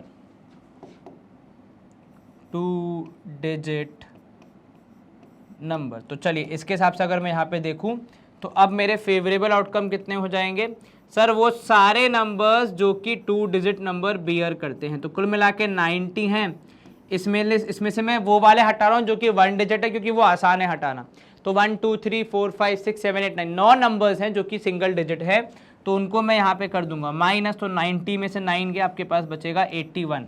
अब ये 81 हमारे काम के हैं, इनसे हमें कोई बैर नहीं है, ये हमारे लिए फेवरेबल है, ठीक है। प्रोबेबिलिटी का फॉर्मूला क्या होता है सर, प्रोबेबिलिटी का फॉर्मूला बहुत सिंपल है कि probability of the event is equals to favourable outcomes upon total outcomes. तो फेवरेबल है 81, 2 डिजिट नंबर होगा तो हमारे लिए फेवरेबल होगा, टोटल है 90, कैंसिल होके ये 9 9 जा 81, 9 10 जा 90, जिसको हम 0.9 भी लिख सकते हैं। ठीक है, क्योंकि 9/10 को डिवाइड करना आसान था इसलिए मैंने कर दिया, बाकी आपकी इच्छा है भैया, देश स्वतंत्र है, आप उसको करना चाहें या ना करना चाहें। ठीक है, गुड टू गो है, बिल्कुल सर। ये हमारा फर्स्ट पार्ट था।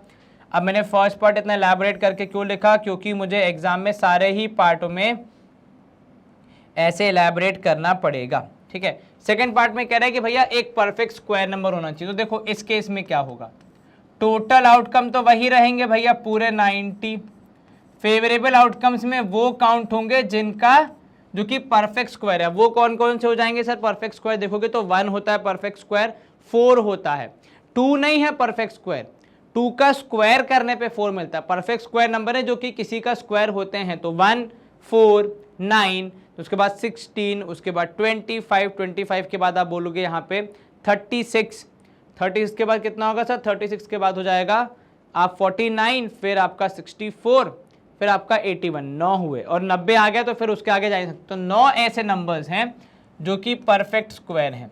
टोटल थे 90, प्रोबेबिलिटी आप यहाँ पे निकालेंगे तो प्रोबेबिलिटी ऑफ द इवेंट, जिसको हम यहाँ पे बोलेंगे probability f is equals to 9/90, that is cancel out होके हो जाएगा 1/10। ये क्लियर है, कोई दिक्कत यहाँ पे जरा सी भी नहीं है। तो 1/10 आया हमारे सेकेंड पार्ट का आंसर। अब इसके थर्ड पार्ट में देखो क्या बोल रहा है, a number divisible by 5, a number divisible by 5 यहाँ पे आपको बोल रहा है। ठीक है, एक नंबर जो कि 5 से डिविजिबल होगा। तो यहाँ देखिए टोटल आउटकम्स तो वही रहेगा 90, है ना, क्योंकि उन्हीं में से आपको यहाँ पे क्या करना है, निकाल के बताना है नंबर। अब फेवरेबल आउटकम्स यहाँ पे क्या हो जाएंगे, तो नंबर जो कि डिविजिबल हो 5 से, 1 से शुरू करना है तो 1 नहीं है, 2 नहीं है, 3 नहीं है, 4 नहीं है, पहला नंबर आएगा स्वयं 5, दूसरा 10, 15, 20, 25, 30। ठीक है, तो ये कितने होगा सर, यहाँ पे आपने देखा ये होगा 6, 30 के बाद 35, 40, 45, 50, ये होगा यहाँ पे कितने, यहाँ पे होगा आपने गिने 10। ठीक है, 50 के बाद आप बोलोगे यहाँ पे 55, 60, 65, 70, 75, 15, 80, 85, 90, 15 और 3 यहाँ पे हो जाएगा 18, तो 18 यहाँ पे हो जाएंगे हमारे लिए फेवरेबल। आप ऐसे भी सोच सकते हो कि सबसे बड़ा नंबर 90 है, 5 से डिवाइड होगा तो 18 ही आएगा, तो वो हमारा आंसर हो सकता है। अब प्रोबेबिलिटी ऑफ, यहाँ पे EF लिख दो, M लिख दो, क्योंकि मल्टीप्लिकेशन की बात हो रही है ना, मल्टीपल्स की बात हो रही है, या डिविजिबल बाय हो गया तो बात बराबर ही हो गई। तो 18/90, अब इसको आप 9 से कैंसिल करोगे तो ये हो जाएगा 9 2 जा 18, 9 5 जा 40, नहीं 9 2 जा 18, 9 10 जा 90, है ना, हाँ 9 से करना है अपन, तो 9 2 जा 18, 9 10 जा 90, विच इज यहाँ पे हो जाएगा 0.2। ये क्लियर है, कोई दिक्कत जरा से भी नहीं सर। अगर आप इसको और कैंसिल करना चाहेंगे तो 2 और 10 कैंसिल होकर 1/5 हो जाएंगे, वो भी ठीक है, 0.2 लिखोगे वो भी ठीक है। अगर दोनों लिखना चाहो तो वो भी लिख सकते हो कि 2/10 would be equal to 1/5 which is equal to 0.2। Clear है ये क्वेश्चन नंबर 18 था, हमने इजीली समाप्त कर दिया, good to go. Yes sir, चलिए बहुत बढ़िया। अब इसके देखो 19th पार्ट में क्या दिया है कि a child has a die with 6 faces that the letters are given. तो डाइस तो है लेकिन नंबर वाला नहीं है, यहाँ पे नंबर्स नहीं है बल्कि ऐसे कुछ आपने यहाँ पे लेटर्स लिख के रखे हैं। हो सकता है छोटा बच्चा हो तो उसको पढ़ाने सिखाने के लिए ऐसा कोई डाइस बनाया हो, इसमें देखो ABCD लिखा है। अब यहाँ पे आप देखोगे डाइस के कितने फेस होते हैं भैया, 6 फेस होते हैं, लिखा भी है। तो हर एक फेस पे कुछ ना कुछ लिखा है और वो आ सकता है डाइस फेंकने पे। तो टोटल आउटकम्स यहाँ पे कितने हो जाएंगे, तो सर वो हो जाएंगे 6। अब यहाँ पे आपका इवेंट क्या हो जाएगा, तो भैया A आना चाहिए। तो आपने लिखा कि let E be the event, let E be the event where A appears on throwing a die, where A appears on throwing a die,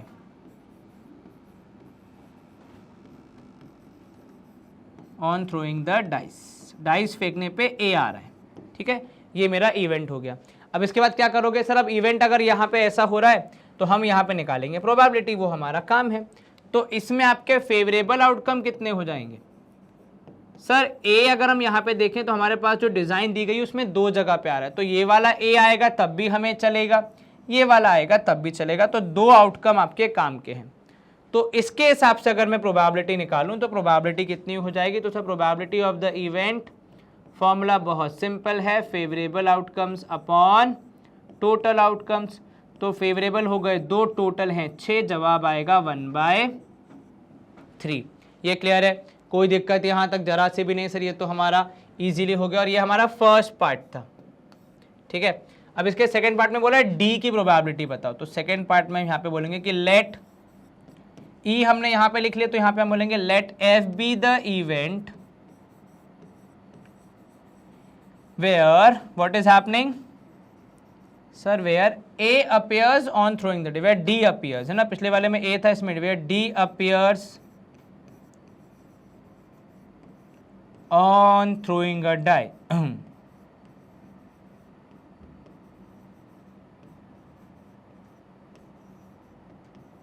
ठीक है, अब यहां पे देखिए आपके फेवरेट आउटकम अब कितने हो जाएंगे सर? डी अगर मैं यहां पे खोजने की कोशिश करूं डाइस पे तो एक ही जगह लिखा हुआ है, तो फेवरेबल आउटकम हो जाएगा वो 1। ठीक है, ये रहा हमारा डी, है ना। तो प्रोबेबिलिटी अगर कोई निकालेगा यहाँ पे एफ की तो बहुत सिंपल है कि भैया 1 आपके पक्ष में है, कुल मिला के हैं 6, तो जवाब होना चाहिए 1/6। इतना क्लियर है? कहीं कोई दिक्कत तो नहीं, जरा सी भी नहीं सर, ये तो आसानी से हो गया। तो पहले का आया 1/3, दूसरे का आया 1/6। ये हमारा क्वेश्चन नंबर 19 था जो हमने इजीली समाप्त कर दिया। Moving to question number 20। Suppose you drop a die at random on the rectangular region, ठीक है, shown in figure 14.6. What is the probability that it will land inside the circle with diameter 1 meter? अब वो गिर कहाँ रहा है? वो गिर रहा है सर्कल के अंदर, इसकी प्रोबेबिलिटी बतानी है। अब देखो इसमें आप फेवरेबल और टोटल कैसे काउंट करोगे? तो डाइस गिर कहाँ सकता है सर? पूरे रेक्टेंगल में कहीं भी गिर सकता है ना। डाइस को अलाउड तो है ना, वो कहीं भी गिर सकता है अगर मैं नॉर्मली फेंकूं तो। हाँ जी सर, तो डाइस के लिए ऑप्शंस कितना अवेलेबल है? ऑप्शन तो पूरे रेक्टेंगल का अवेलेबल है।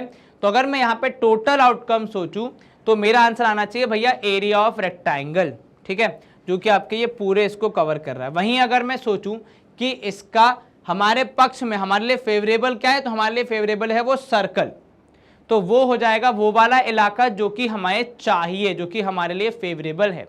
तो उसको हम क्या बोलेंगे सर? उसको हम बोलेंगे यहाँ पे एरिया ऑफ सर्कल। ठीक है, तो अगर मैं यहाँ पे इवैल्यूएट करूँ तो मेरा टोटल आउटकम आ जाएगा एरिया ऑफ रेक्टेंगल, फेवरेबल आ जाएगा एरिया ऑफ सर्कल, जिसको हम इजीली कर सकते हैं। ऐसी कोई खास दिक्कत तो इसमें आनी नहीं है। क्या बोलते हो, आएगी क्या दिक्कत? बिल्कुल नहीं आएगी सर। तो फटाफट सॉल्व करो सर, मुझे बताओ कि आपका आंसर कितना आ रहा है इस सवाल में। चलिए, तो यहाँ पे अब हम लिख रहे हैं हमारे टोटल आउटकम, जिसमें कि हम मेंशन करेंगे कि भैया आपका जो कुल मिला के ये है एरिया वो कितना होगा। तो टोटल आउटकम्स यहाँ पे हम मेंशन करेंगे, तो वो कितना हो जाएगा? तो सर वो हो जाएगा equal to area of rectangle which is equal to, आपको देखो डायमेंशन दिख रहा होगा 2 × 3, यानी कुल मिला के कितना हो गया सर? ये हो गया 2 × 3 करने पे 6 सेंटीमीटर स्क्वायर। ठीक है, इसके बाद आप देखोगे यहाँ पे फेवरेबल आउटकम क्या हो जाएगा आपका? तो सर फेवरेबल आउटकम हो जाएगा यहाँ पे हमारा जो सर्कल वाला पार्ट है वो। अब उसका एरिया कितना होगा? तो वो हम लिखेंगे यहाँ पे एरिया ऑफ सर्कल के बराबर होगा वो। सर्कल का डायामीटर है, एक ध्यान रखना भैया रेडियस नहीं है। ये छोटी सी गलती अगर आपने कर दी तो बहुत बड़ा यहाँ पे आपके सामने एक संकट आ सकता है, सवाल का जवाब पूरा गलत हो जाएगा। तो बिल्कुल केयरफुली यहाँ पे आप अप्रोच करें कृपा करके। कितना होगा area of circle? Sir pi r square होता है, तो पाई इंटू आर हो जाएगा आपका 1/2, और आर स्क्वायर होता है तो 1/2 इंटू 1/2, यानी ये हो गया π/4।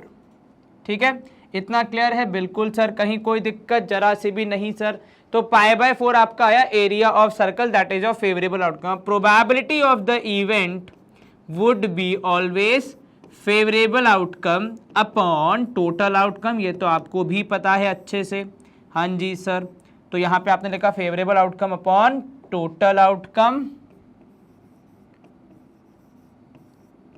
तो आपका जवाब क्या हो जाएगा भैया? तो सर यहाँ पे मेरा जवाब हो जाएगा कितना?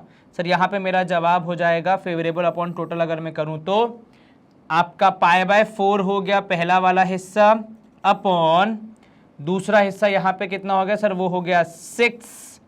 तो ये आ जाएगा, अगर मैं डिवाइड करूँ तो सर ऊपर वाला numerator as it is, denominator को आप कर देते हो रेसिप्रोकल, तो 1/6 हो जाएगा। तो ये हो जाएगा पाई बाय 6 4 24 सेंटीमीटर। इस अब यहाँ पे आप प्रोबेबिलिटी निकाल रहे हो तो यूनिट नहीं लिखेंगे, है ना। तो ये आपने लिखा था यहाँ पे पाई बाय 4, ठीक है, यहाँ पे हो जाएगा पाई बाय 24 कितना, ये आपका हो गया प्रोबेबिलिटी। ठीक है, क्लियर है, कहीं कोई दिक्कत तो नहीं, जरा से भी नहीं। सर स्क्रीनशॉट लेना है तो एक बार देख लो, सिंपल क्वेश्चन, या रादर अगर मैं आपसे कहूं तो honestly this is the application of the concept of probability, और बहुत अच्छे से यहाँ पे हम इसको खत्म कर पाए इजीली, यहाँ पे हमारा पूरा काम हो गया।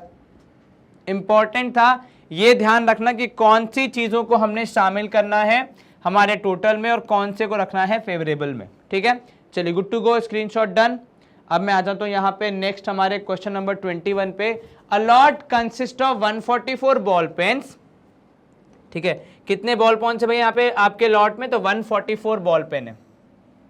ठीक है, अब 144 बॉल पेन्स के साथ क्या हो रहा है यहाँ पे, तो सर उनके साथ हो ये रहा है कि उनमें से 20 आर डिफेक्टिव।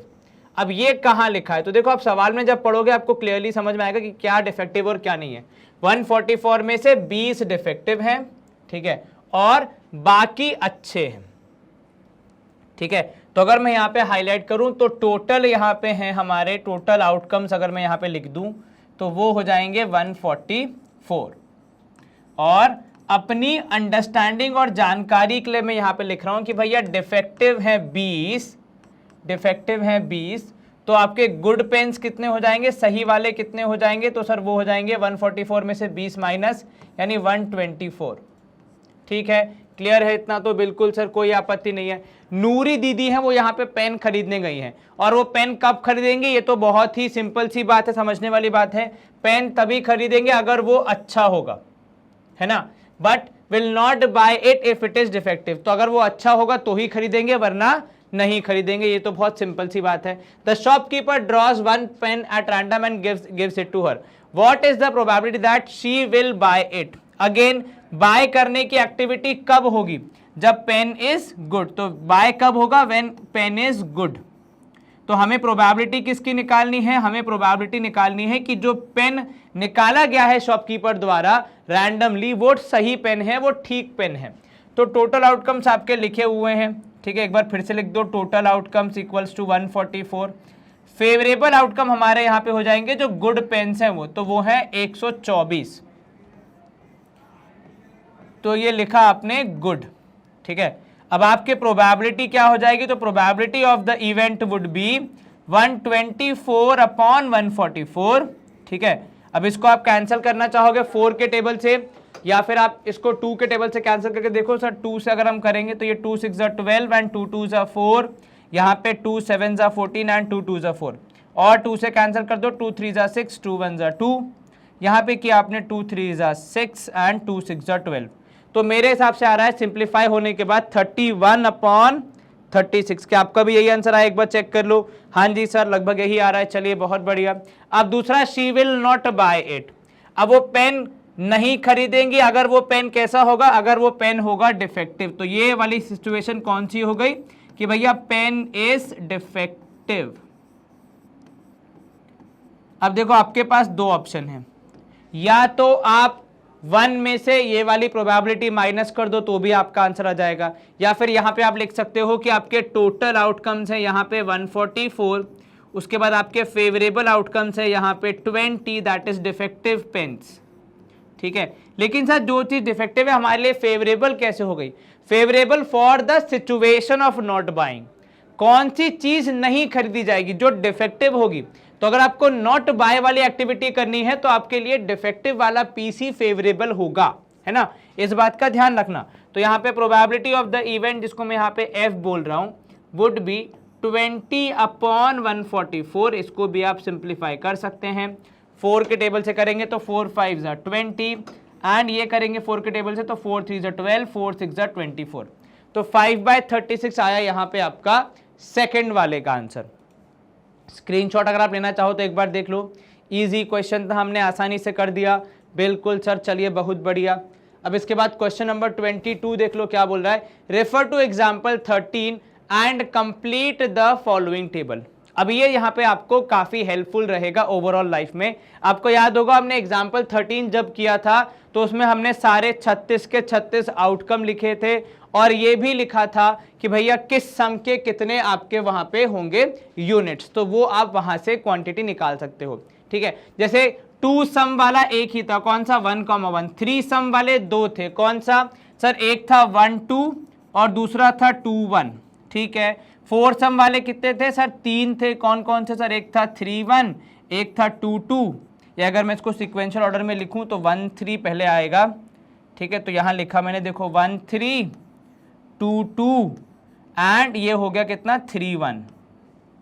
5 वाले सर 1 4, देन आया यहाँ पे 2 3, देन आया 3 2 और देन आया लास्ट में यहाँ पे आप देखोगे 4 1। ठीक है भैया, 6 सम वाले सर, 6 सम वाले 1 5, देन आया था 2 4, देन आया था 3 3, देन आएगा 4 2 और लास्ट में आया था 5 1। चलिए ऑल गुड टू गो। 7 सम वाले कौन कौन से थे, 1 6 2 5 है ना, उसके बाद 3 4, उसके बाद 4 3, देन आप देखोगे यहाँ पे कितना होगा सर, उसके बाद हो जाएगा 5 2 एंड लास्ट में 6 1। ठीक है भैया, 8 सम वाले वैसे दिए हुए हैं पर कैसे लिख देते हैं, 1 आपका था यहाँ पे कितना 1 6 तो होता नहीं है। 8 सम वाले फिर आपके शुरू हो जाएंगे कहाँ से सर, वो हो जाएंगे 3 5 से, नहीं 5 होते ना, तो 2 6 से होंगे। ठीक है, 2 6, फिर यहाँ पे आएगा आपका देखो 3 5, फिर आएगा यहाँ पे 8 सम वाले 4 4, फिर आ जाएगा आपका यहाँ पे 5 3 और लास्ट में आ जाएगा 6 2। ठीक है, ऑल गुड टू गो, बिल्कुल सर कोई दिक्कत नहीं यहाँ पे अब तक तो। अब यहाँ से आप देखोगे आगे 9 सम वाले तो ये हो जाएंगे 3 6। ठीक है, उसके बाद आएगा यहाँ पे 4 5, फिर आएगा यहाँ पे 5 4 और फिर आएगा 6 3। ठीक है, 10 सम वाले सर एक आएगा 4 6, फिर एक आएगा 5 5 और फिर आ जाएगा यहाँ पे आप देखोगे 6 4। 11 सम वाले 2 केस होंगे, एक होगा 5 6 और एक हो जाएगा 6 5 और 12 सम वाला एक ही 6 6। ठीक है, इस तरीके से आपका पैटर्न बन रहा है। अब अगर मैं यहाँ पे प्रोबेबिलिटी एक्सप्लोर करूँ, ठीक है, तो यहाँ पे 2 फेवरेबल है, टोटल थे 36, प्रोबेबिलिटी 2/36 होनी चाहिए। बिल्कुल ठीक सर। 4 वाले 3 केस कुल मिला के 36 तो 3/36। 5 वाले 4 केस कुल मिला के 36 तो 3/36, 4/36 सॉरी। 6 वाले 5 केस तो 5/36। 7 वाले 6 केस तो 6/36। 9 वाले यहाँ पे आप देखोगे 4 केस तो 4/36। 10 वाला आप देखोगे 3 केस तो 3/36। देन 11 वाले यहाँ पे 2 केस तो 2/36 और लास्ट वाला आ गया 1/36। इस तरीके से आपका पैटर्न फॉलो यहाँ पे हो रहा है। ठीक है, क्लियर है। आप इसकी एक चित्र लेना चाहें तो भैया ले सकते हैं, इससे आपको काफ़ी हेल्प मिलेगी जब भी आप कोई क्वेश्चन सॉल्व करेंगे। मैं आपके लिए यहाँ पे अलग अलग बॉक्स बनाता हूँ इन केस आपको यहाँ पे कन्फ्यूजन हो रहा है तो। ठीक है, उससे क्या एक बॉर्डर बन जाएगी तो आप कन्फ्यूज नहीं होंगे। थोड़ा नीचे आ जाओ भैया, यहाँ से शुरू करो, आप भी थोड़ा नीचे आ जाइए। चलिए, तो ये ध्यान रखना। ठीक है, ये देखो ये इनका हो गया, इधर पे नेक्स्ट वाला आ गया यहाँ पे। ठीक है, थोड़ा सा इसको इधर कर दो। हाँ, आपको कन्फ्यूजन नहीं होना चाहिए वरना समस्या हो जाएगी भैया किसके कितने केस। अगर ये आपको याद रहेगा तो ही आप एग्ज़ाम में जल्दी इसको कर पाएंगे, वरना तो गलती होने के चांसेस ज़्यादा हैं। ठीक है ना, छोटी बात है लेकिन ध्यान रखना, क्योंकि देखो ये चीज़ें आपका समय बचाएंगी बेसिकली, और तो ज़्यादा कुछ नहीं पर टाइम बचेगा। ठीक है, क्लियर है। ये सारे केस हमने यहाँ पे लिख दिए, इसका बस स्क्रीनशॉट ले लो। पहला हमने खत्म कर दिया यहाँ पे। Now let's move to next question. चलिए, क्वेश्चन कह रहा है हमसे कि एक स्टूडेंट ने आर्ग्यू किया कि there are 11 possible outcomes 2 3 4 as far as the sum is concern. ठीक है, therefore each of them has probability 1/11। Do you agree with this argument? Justify your answer. एक ये व्यक्ति है जिसका कहना है कि यहाँ पे जब आप डाइस थ्रो करते हैं तो 11 पॉसिबल आउटकम्स हैं, 11 पॉसिबल आउटकम्स हैं, और ये सारे के सारे इक्वली लाइक, मतलब ये सारों के सारे क्योंकि 11 हैं तो उनमें से कोई एक आएगा तो प्रोबेबिलिटी होनी चाहिए 1/11। अब 1/11 प्रोबेबिलिटी कब आती सर? जब इन सबके होने के जो चांसेस हैं वो बराबर होते, कि ये 11 हैं, इनमें से कोई भी आ सकता है। और यहां पे जो वर्ड हम यूज करेंगे, जो टेक्निकल कॉन्सेप्ट है, वो है इक्वली लाइकली, है ना। अगर ये सारे सम इक्वली लाइकली हैं तब तो इनकी प्रोबेबिलिटी 1/11 होगी सबकी, वरना नहीं होगी। तो बड़ा सवाल यहां पे ये आ जाता है हमारे समक्ष कि ये इवेंट्स इक्वली लाइकली हैं या फिर नहीं। अगर हम इस सवाल का जवाब दे पाएंगे तो हम इजीली यहां पे आंसर निकाल पाएंगे। अब अगर आप यहां पे देखो, सम 2 आने का एक पॉसिबल केस, सम 3 आने के 2 पॉसिबल केस, सम 4 आने के 3 पॉसिबल केस, सम 5 आने के 4 पॉसिबल केस, सम 6 आने के 5 पॉसिबल केस, सम 7 आने के 6 पॉसिबल केस। अब एक बात बताओ, क्या आप, अगर मैं यहां पे सोचूं और चिंतन करूं, तो सम 2 आने का और सम 7 आने का मामला इक्वली लाइकली है? सर, सम 2 आने का एक ही केस है, लेकिन सम 7 आने के 6 ऑप्शंस अवेलेबल हैं, उनमें से कोई भी ऑप्शन आ जाए हमारा काम तो हो जाएगा। तो अगर मैं यहां पे एक प्रैक्टिकल सेंस में सोचूं तो सम 7 आने के चांसेस ज्यादा हैं। इसका मतलब ये जो हमारे सम हैं ये इक्वली लाइकली नहीं है। ठीक है, ये क्या है? ये सर इक्वली लाइकली तो नहीं है। अब बाकी फिर हमें चिंतन मनन करना पड़ेगा, पर फिलहाल जो मोटा मोटी बात निकल के आ रही है वो ये कि भैया 11 पॉसिबल आउटकम्स हैं, लेकिन हर एक पॉसिबल आउटकम के कितने पॉसिबल केसेस बन रहे हैं ये भी एक बड़ा सोचने वाला विषय है। और यहाँ पे जब हमने थोड़ा चिंतन मनन किया तो हमने देखा कि भैया देखिए, सम, जैसे मान लो अगर मैं 4 और 5 को कंपेयर करूं, एक के 3 पॉसिबल केस हैं, एक के 4 पॉसिबल केस हैं। ऑब्वियस ही बात है, जिसके पॉसिबल केसेस ज्यादा है उसके आने के चांसेस ज्यादा होंगे as compare to the other one. तो यहां पे इन व्यक्ति के आर्ग्यूमेंट से मैं तो एग्री नहीं करता, तो मैं यहां पे लिखूंगा नॉट एग्री। और मैं क्या बोलूंगा यहां पे साथ में कि देखिए भैया, कि क्योंकि ये सारे सम जो है, ये पॉसिबल आउटकम जो है, ये इक्वली लाइकली नहीं है, इसलिए सबकी प्रोबेबिलिटी 1/11 नहीं होती। और इसलिए अगर आप पीछे जाके देखोगे भी तो सबकी प्रोबेबिलिटी अलग आ रही है, किसी की भी 1/11 नहीं आ रही है, और ना ही किसी की एक दूसरे के बराबर आ रही है। मतलब 2-2 केस बन रहे हैं बराबर के, लेकिन सबकी एक बराबर आ जाए ऐसा मामला तो नहीं हो रहा है। ठीक है, क्लियर हो गया? बिल्कुल सर, यहां पे हमने अच्छे से एकदम सोच समझ के जवाब दे दिया। अब देखो 23rd क्वेश्चन क्या बोल रहा है।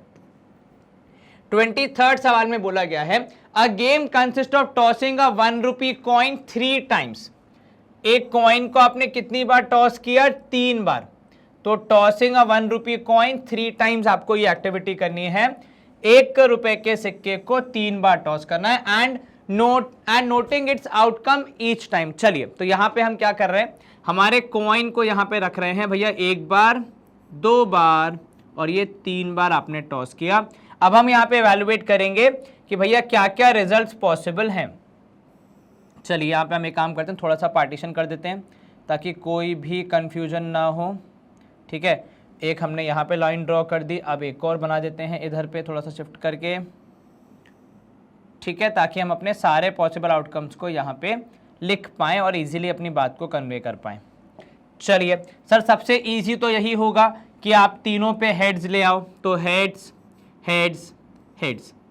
अब इसके बाद वैरायटी कैसे लाओगे सर? वैरायटी ऐसे लाएंगे कि एक कॉइन पे टेल ले आते हैं, एक पे परिवर्तन कर दिया हमने।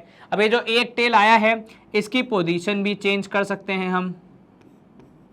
ठीक है, अब फिर इसको आगे रखवा दिया हमने, क्योंकि भैया कौन से कॉइन पे आया है उससे डिटरमाइन होगा ना कि आपका कैसा मामला बन रहा है। उसके बाद अब हेड्स 1 और अब की बार हो जाएंगे टेल्स 2। अब इसमें आप हेड की पोजीशन चेंज कर दो तो भी एक नया केस बन जाएगा, और एक जो लास्ट केस होगा वो होगा टेल टेल टेल का, है ना। तो वो भी हम यहाँ पे मेंशन तो करना ही है हमें, तो वो हम कैसे करेंगे, यहाँ पे एक काम करते हैं, मैं ये 1 2 3 को हटा देता हूँ और ऊपर लिख देता हूँ क्या है वो केस। तो वो केस है भैया टेल टेल टेल। तो कॉइन 1, कॉइन 2, कॉइन 3 यहाँ पे तीनों थे हमारे पास। तो हमने तीनों के जितने पॉसिबल केस हो सकते थे वो सारे के सारे कवर करने की कोशिश करी। ठीक है, इजी है, गुड टू गो है, बिल्कुल सर। चलिए बहुत बढ़िया, एक बार फिर से हम यहाँ पे पार्टीशन ड्रॉ कर दें ताकि कोई कन्फ्यूजन ना हो। और इधर पे भी आ जाओ भैया तुम, ठीक है ना, कोई दिक्कत तो नहीं, जरा सी भी नहीं सर। चलो बहुत बढ़िया, ये हमारे पूरे कितने केस हो गए, 1 2 3 4 5 6 7 8 केस। ठीक है, दैट इज देखो 3 हेड्स और 3 टेल्स हमने लिख दिया। एंड अब ये पे यहाँ पे क्या लिखा है, Hanif wins if all the tosses give the same result. तो हनीफ कब जीतेंगे, जब सारे टॉसेस सेम रिजल्ट दें। तो या तो 3 हेड वाला मामला हो जाए या फिर 3 टेल वाला मामला हो जाए, और हार जाएंगे अदरवाइज, अगर वो नहीं हुआ तो हार जाएंगे। ठीक है, calculate the probability that Hanif will lose the game. अब यहां आप सबसे पहले क्या सोचेंगे कि भैया टोटल आउटकम कितने हैं, तो हमने वो यहां पे भी गिन के निकाले, वो हो गए 8। फेवरेबल आउटकम हमें क्या करना है, यहां पे सवाल के हिसाब से हनीफ को हरवाना है, हनीफ विल लूज। वो लूज कब करेंगे, जब ये दोनों मामले हमारे नहीं होंगे तब वो लूज करेंगे। तो ये दोनों मामले अगर मैं हटा दूं तो मेरे पास 6 मामले बच रहे हैं। तो अगर मैं यहाँ पे प्रोबेबिलिटी ऑफ हनीफ लूजिंग निकालना चाहूं, जिसको मैं HL लिख रहा हूं, तो वो कितनी हो जाएगी सर, वो हो जाएगी फेवरेबल अपॉन टोटल, यानी 6/8 यानी 3/4। इज दिस क्लियर, कि यहाँ पे कोई दिक्कत जरा सी भी नहीं सर। पॉसिबल आउटकम आपको 8 मिले थे यहाँ पे, बिल्कुल सर। ठीक है, अब कुछ लोग क्या बोलेंगे सर कि इसमें ये जो आपने पोजीशन चेंज वाला बनाया है ये बनेगा ना, हाँ बिल्कुल बनेगा भैया, क्योंकि यहाँ पे आपने क्या किया, ये तीनों अलग अलग आउटकम के रूप में पहचाने जाएंगे, है ना। चलो गुड टू गो है, 3/4 हमारा आंसर आ गया यहाँ पे, ऑल वेल। तो हनीफ के लूज होने की प्रोबेबिलिटी है 3/4, जीतने की वैसे हो जाती है अगर हम निकालें कहीं पे सोचें तो 1/4, लेकिन हमें वो भी पूछी नहीं है। 23rd क्वेश्चन यहाँ पे समाप्त। 24th क्वेश्चन क्या कह रहा है, एक डाइस को आपने 2 बार फेंका, what is the probability that 5 will come up either time. अब ईदर टाइम का मतलब क्या होगा कि या तो पहले पे आ जाए, ठीक है, फर्स्ट पे आ जाए, या फिर सेकंड पे आ जाए, ठीक है, या दोनों पे आ जाए। ठीक है, कम अप ईदर टाइम, एक बार भी अगर आ गया तो हमारा काम हो जाएगा। अब देखो यहाँ पे, क्योंकि डाइस आप 2 बार थ्रो कर रहे हो तो आपके टोटल आउटकम तो फिक्स रहेंगे, दैट इज 36। अब बात आ जाती है फेवरेबल आउटकम्स की। तो अगर मैं फेवरेबल आउटकम यहाँ पे गिनना चालू करूं तो वो कौन कौन से होंगे, तो सर उनकी संख्या मेरे हिसाब से यहाँ पे होनी चाहिए। देखिए 15, 25, 35, 45, 55, 65, ये हो गए 6। फिर इन सब में आगे था 5, अब पीछे 5 लगा देंगे तो नहीं, इन सब में पीछे था, अब आगे लगा देंगे तो 51, 52, 53, 54, 55 में एक बार ऑलरेडी गिन चुका हूं तो उसको नहीं गिनूंगा, और फिर गिनूंगा मैं 5, 6 को। ठीक है, तो यहां पे अगर मैं जोड़ूं तो मेरे हिसाब से 11 आउटकम्स होंगे, जिसमें ईदर में आएगा कौन, 5। वो 11 अगर मैं लिख भी दूं यहां पे तो देखो 1 5, फिर आपने बोला भैया 2 5, ठीक है, फिर बोला 3 5, ठीक है, फिर आप बोलेंगे यहाँ पे 4 5, फिर आया 5 5, है ना, और फिर आया 6 5। ठीक है, चलिए गुड टू गो, बिल्कुल सर। अब इसके अलावा और कौन से होंगे, इन सब में देखो पीछे है 5। अब अगर मैं आगे लगाऊं तो 5 1, मतलब पहले वाले डाइस पे आया 5, 5 2, 5 3, 5 4। अब इसके बाद वैसे 5 5 आता, पर क्योंकि मैं वो ऑलरेडी मेंशन कर चुका हूं तो रिपीटेशन में नहीं कर सकता, एक ही बार काउंट होना चाहिए, तो लास्ट आ जाएगा 5 6। ठीक है, चलिए ये ब्रैकेट क्लोज। कितने आउटकम है भैया यहाँ पे गिन लो, 1 2 3 4 5 6 7 8 9 10 11। तो आप अगर कोई प्रोबेबिलिटी पूछेगा तो आप क्या बोलोगे भैया, देखिए कि probability of the event would B 11/36। इसमें कोई शिकायत, कोई मसला, कोई शंका जरा सी भी नहीं सर। तो 11/36 आया यहाँ पे हमारा आंसर क्या, ठीक है, कहीं कोई दिक्कत तो नहीं, बड़ा जरा सी भी नहीं सर, बड़े ही आसानी से यहाँ पे हमारा काम हो गया। ठीक है, अच्छा एक minute, 5 will not come up, तो ये वो 11 है जिसमें 5 आया, माफ कीजिएगा मैं वो नॉट पढ़ना वहां पे भूल गया था। तो यहाँ पे जब हम इसको खत्म करेंगे तो हम क्या बोलेंगे, नॉट आया था यहाँ पे, तो ये हमारे फेवरेबल नहीं है, ये वो है जिसमें 5 आ रहा है। ठीक है, तो यहाँ पे आप लिखोगे 5 अपीयरिंग, 5 अपीयर वाले केस हैं ये, तो 5 अपीयर कितनी बार हो रहा है, 11 बार, ठीक है। तो यहाँ पे 5 विल नॉट कम वाले हो जाएंगे हमारे फेवरेबल आउटकम, तो वो कितने होंगे, तो सर वो हो जाएंगे 36 माइनस 11 यानी 25।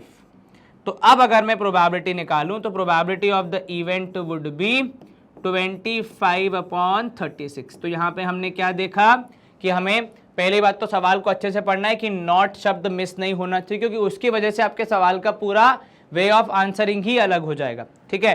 तो 5 अपीयर हुआ 11 टाइम्स, हमें नॉट कम अप का पूछा था, तो वो सारे केस शामिल जिसमें 5 नहीं आ रहा है, तो इन 11 को छोड़ के बाकी किसी में 5 आएगा नहीं, तो वो हमने यहाँ पे हटा दिया। तो 36 माइनस 11 मतलब 25 आएगा यहाँ पे आपका, तो प्रोबेबिलिटी हो गई 25/36। इसके सेकेंड पार्ट में बोला आपने कि 5 आना चाहिए एटलीस्ट वंस, ठीक है। अब अगर 5 एटलीस्ट वंस आना चाहिए तो फिर आप क्या करोगे, यहाँ पे देखो, उसके लिए आपको क्या करना पड़ेगा। तो सर हमने पीछे लगभग वो वाला काम कर ही दिया था, देखा जाए तो इसका आंसर हम पहले ही निकाल चुके हैं। तो इसका आंसर क्या आएगा, तो सर इसका आंसर आना चाहिए कि टोटल आउटकम्स है हमारे 36, अब 5 कम से कम एक बार आना चाहिए। तो भैया हमारे पास ऐसे 11 मामले हैं जिसमें 5 आ रहा है, कम से कम एक बार का, एक में तो 2 बार भी आ रहा है, तो उन्होंने एटलीस्ट वंस बोला है, तो ये हो गया 11। तो आपकी यहाँ पे प्रोबेबिलिटी जो आएगी वो आएगी 11/36, ठीक है। अगर सवाल होता कि 5 विल कम एग्जैक्टली वंस, तो 5 विल कम एग्जैक्टली वंस, तो आप क्या करते, तो सर इसमें हम थोड़ी सी मेहनत और करते। तो 5 अगर एग्जैक्टली वंस आना है तो थोड़ी सी मेहनत क्या हो जाएगी सर, यहाँ पे फेवरेबल आउटकम हो जाएंगे आपके 10। क्यों, क्योंकि इन 11 में एक, अगर आप देखोगे हमने यहाँ पे लिखा भी है, एक 5 शामिल है जिसमें 2 बार 5 आ रहा है, पर हमें एग्जैक्टली वंस बोला तो 10 केस, तो प्रोबेबिलिटी हमारी क्या हो जाएगी उस केस में, मान लो यहाँ पे हमने इवेंट जी कर दिया, तो वो हो जाएगी 10/36। हालांकि सवाल बुक में नहीं है, पर आपको एक जनरल आइडिया देने के लिए मैंने एक और यहाँ पे चीज बता दी। Question number 25, which of the following arguments are correct, which are not correct, give reason for your answer. If 2 coins are tossed simultaneously, there are 3 possible outcomes, 2 heads, 2 tails, 1 of each, ठीक है। Therefore for each of these outcome the probability is 1/3। क्या ये बात सही है, ठीक है, आपकी क्या राय है इसमें, ठीक है। अब सर देखिए यहाँ पे जो एक इंपॉर्टेंट चीज है, यहाँ पे आप देखेंगे अगर आप 2 कॉइन टॉस कर रहे हैं, ठीक है, साइमल्टेनियसली कर रहे हैं, तो उसमें 2 हेड्स वाला रिजल्ट सही है, बिल्कुल ठीक कहा, 2 टेल्स वाला रिजल्ट भी सही है, बिल्कुल ठीक कहा, लेकिन 1 ऑफ ईच वाले में देखो 2 हो सकते हैं। क्या, या तो पहले वाले में हेड्स आ जाए दूसरे में टेल्स आ जाए, या पहले वाले में टेल्स आ जाए और दूसरे में हेड्स आ जाए। अब क्योंकि ये जो 2 कॉइन टॉस किए गए हैं इसमें हमें नहीं बताया गया है कि वो कॉइन्स कैसे हैं, हो सकता है वो दोनों अलग अलग कॉइन हो, 1 और 2 का हो, तो बिल्कुल क्लियरली विजिबल हो जाएगा, ठीक है, कि भैया किस में हेड्स आया किस में टेल्स है, और जब मैं नोट करूंगा तो मैं वैसे ही नोट करूंगा, है ना। या फिर मेरा यहाँ पे हो सकता है कि दोनों एग्जैक्टली सेम कॉइन्स हो, तो यहाँ पे आपके लिए क्लियर आइडिया यहाँ पे नहीं बन रहा है, इसीलिए प्रोबेबिलिटी जो होगी यहाँ पे आपकी वो 1/3 नहीं होगी। तो probability for each of these outcomes would be कितनी, तो सर वो अगर आप देखेंगे यहाँ पे तो 1/4 for each one of them होगी, कि हेड्स के लिए 1/4, टेल्स के लिए 1/4, इन दोनों के लिए 1/4 1/4। अब वो सवाल पे है कि वो कैसे पूछते हैं, अगर वो एक हेड एक टेल की पूछेंगे तो मेरी हो जाएगी 2/4 दैट इज 1/2, क्योंकि उसमें मैं दोनों केस ले लूंगा, ठीक है। इस बात का विशेष ध्यान यहाँ पे रखना। क्लियर हो गई है, बिल्कुल। तो यहाँ पे अगर कॉन्सेप्ट के वाइज भी देखोगे तो ये जो लिखा था ये इक्वली लाइकली नहीं है इवेंट्स। क्यों भैया, क्योंकि सर 4 आउटकम्स है ना, 3 थोड़ी है, और उसमें से जो एक पेयर है, ये जो एक हेड एक टेल वाला, उसका थोड़ा अलग ही मामला चल रहा है, उसके 2 केस हैं, इसीलिए यहाँ पे हमारे हिसाब से तो स्टेटमेंट क्या है, नॉट ट्रू है या फिर इनकरेक्ट है, जो भी आप लिखे। क्या लिखा है, नॉट करेक्ट लिखा है ना, तो यहाँ पे हम भी लिख देंगे नॉट करेक्ट, और रीजन हमने यहाँ पे आपको बता भी दिया। चलिए हम यहाँ पे एक काम करते हैं, इसको एक बॉक्स में डाल देते ताकि अच्छे से हाईलाइट हो जाए। तो ये जो स्टेटमेंट है ये क्या है, ये नॉट करेक्ट की कैटेगरी में गिरेगा। चलिए बहुत बढ़िया। देन नेक्स्ट सेकंड वाला, if a die is thrown there are 2 possible outcomes, an odd number and even number. अब ये जो आपने कहा कि एक डाइस थ्रो करने पे या तो ऑड नंबर आएगा या तो इवन नंबर आएगा। ये भैया आपका थोड़ा सा आप कह सकते हो कि इवैल्यूएशन बिल्कुल ठीक है, क्योंकि डाइस थ्रो करने पे इन दोनों के अलावा कोई और पॉसिबल, अगर मैं केवल इवन ऑड पे बांटना चाहूं तो इसके अलावा कोई और ऑप्शन नहीं है। वहीं अगर मैं प्राइम नंबर और कंपोजिट में बांटते तो पता है 3 बनते, क्या, एक होता 1, ठीक है, फिर एक होता प्राइम नंबर और एक होता कंपोजिट नंबर, क्योंकि 1 को जब हम डिफाइन करते हैं तो वो neither prime nor composite key category में जाता है। तो ये वाला मामला आप अलग से एक बार देख लीजिएगा, ठीक है, ध्यान रखना इसका कि जब किसी ने कह दिया कि प्राइम वाले हैं यहाँ पे मामला, तो प्राइम के केस में क्या हो जाता है, प्राइम के केस में एक अलग सा यहाँ पे केस बन जाता है कि भैया एक प्राइम और कंपोजिट, ये 3 मामले बनते हैं। लेकिन अगर इवन ऑड की बात करेंगे तो वहां पे ये 2 ही होते हैं और इसीलिए ऑड नंबर आने की प्रोबेबिलिटी 1/2 है, ठीक है। प्रोबेबली यहाँ पे जो ये इवन और ऑड वाला है वो है इक्वली लाइकली इवेंट्स, क्योंकि जितने केस इवन के हैं उतने ही केस ऑड के भी हैं। तो यहाँ पे आप कहोगे स्टेटमेंट ट्रू है, ठीक है, और अब यहाँ पे क्या मेंशन करोगे कि भैया जो इवन या ऑड नंबर वाला मामला है वो इक्वली लाइकली इवेंट्स के अंतर्गत आता है, तो इसलिए उनकी प्रोबेबिलिटी बराबर होगी 1/2 दोनों की होगी। और अगर मैं केस वाइज भी सोचूं तो 3 इवन नंबर 3 ऑड नंबर तो 3/6 3/6 1/2 एनीवे हो रहा है, ठीक है। ये एक स्पेशल कैटेगरी जहां पे अगर आप प्राइम और कंपोजिट में बांट रहे हैं तो मामला अलग हो जाएगा। चलिए इसी के साथ अगर आपको इसका भी स्क्रीनशॉट लेना तो एक बार देख लो, ये स्टेटमेंट गिरेगा करेक्ट वाली कैटेगरी में, ठीक है।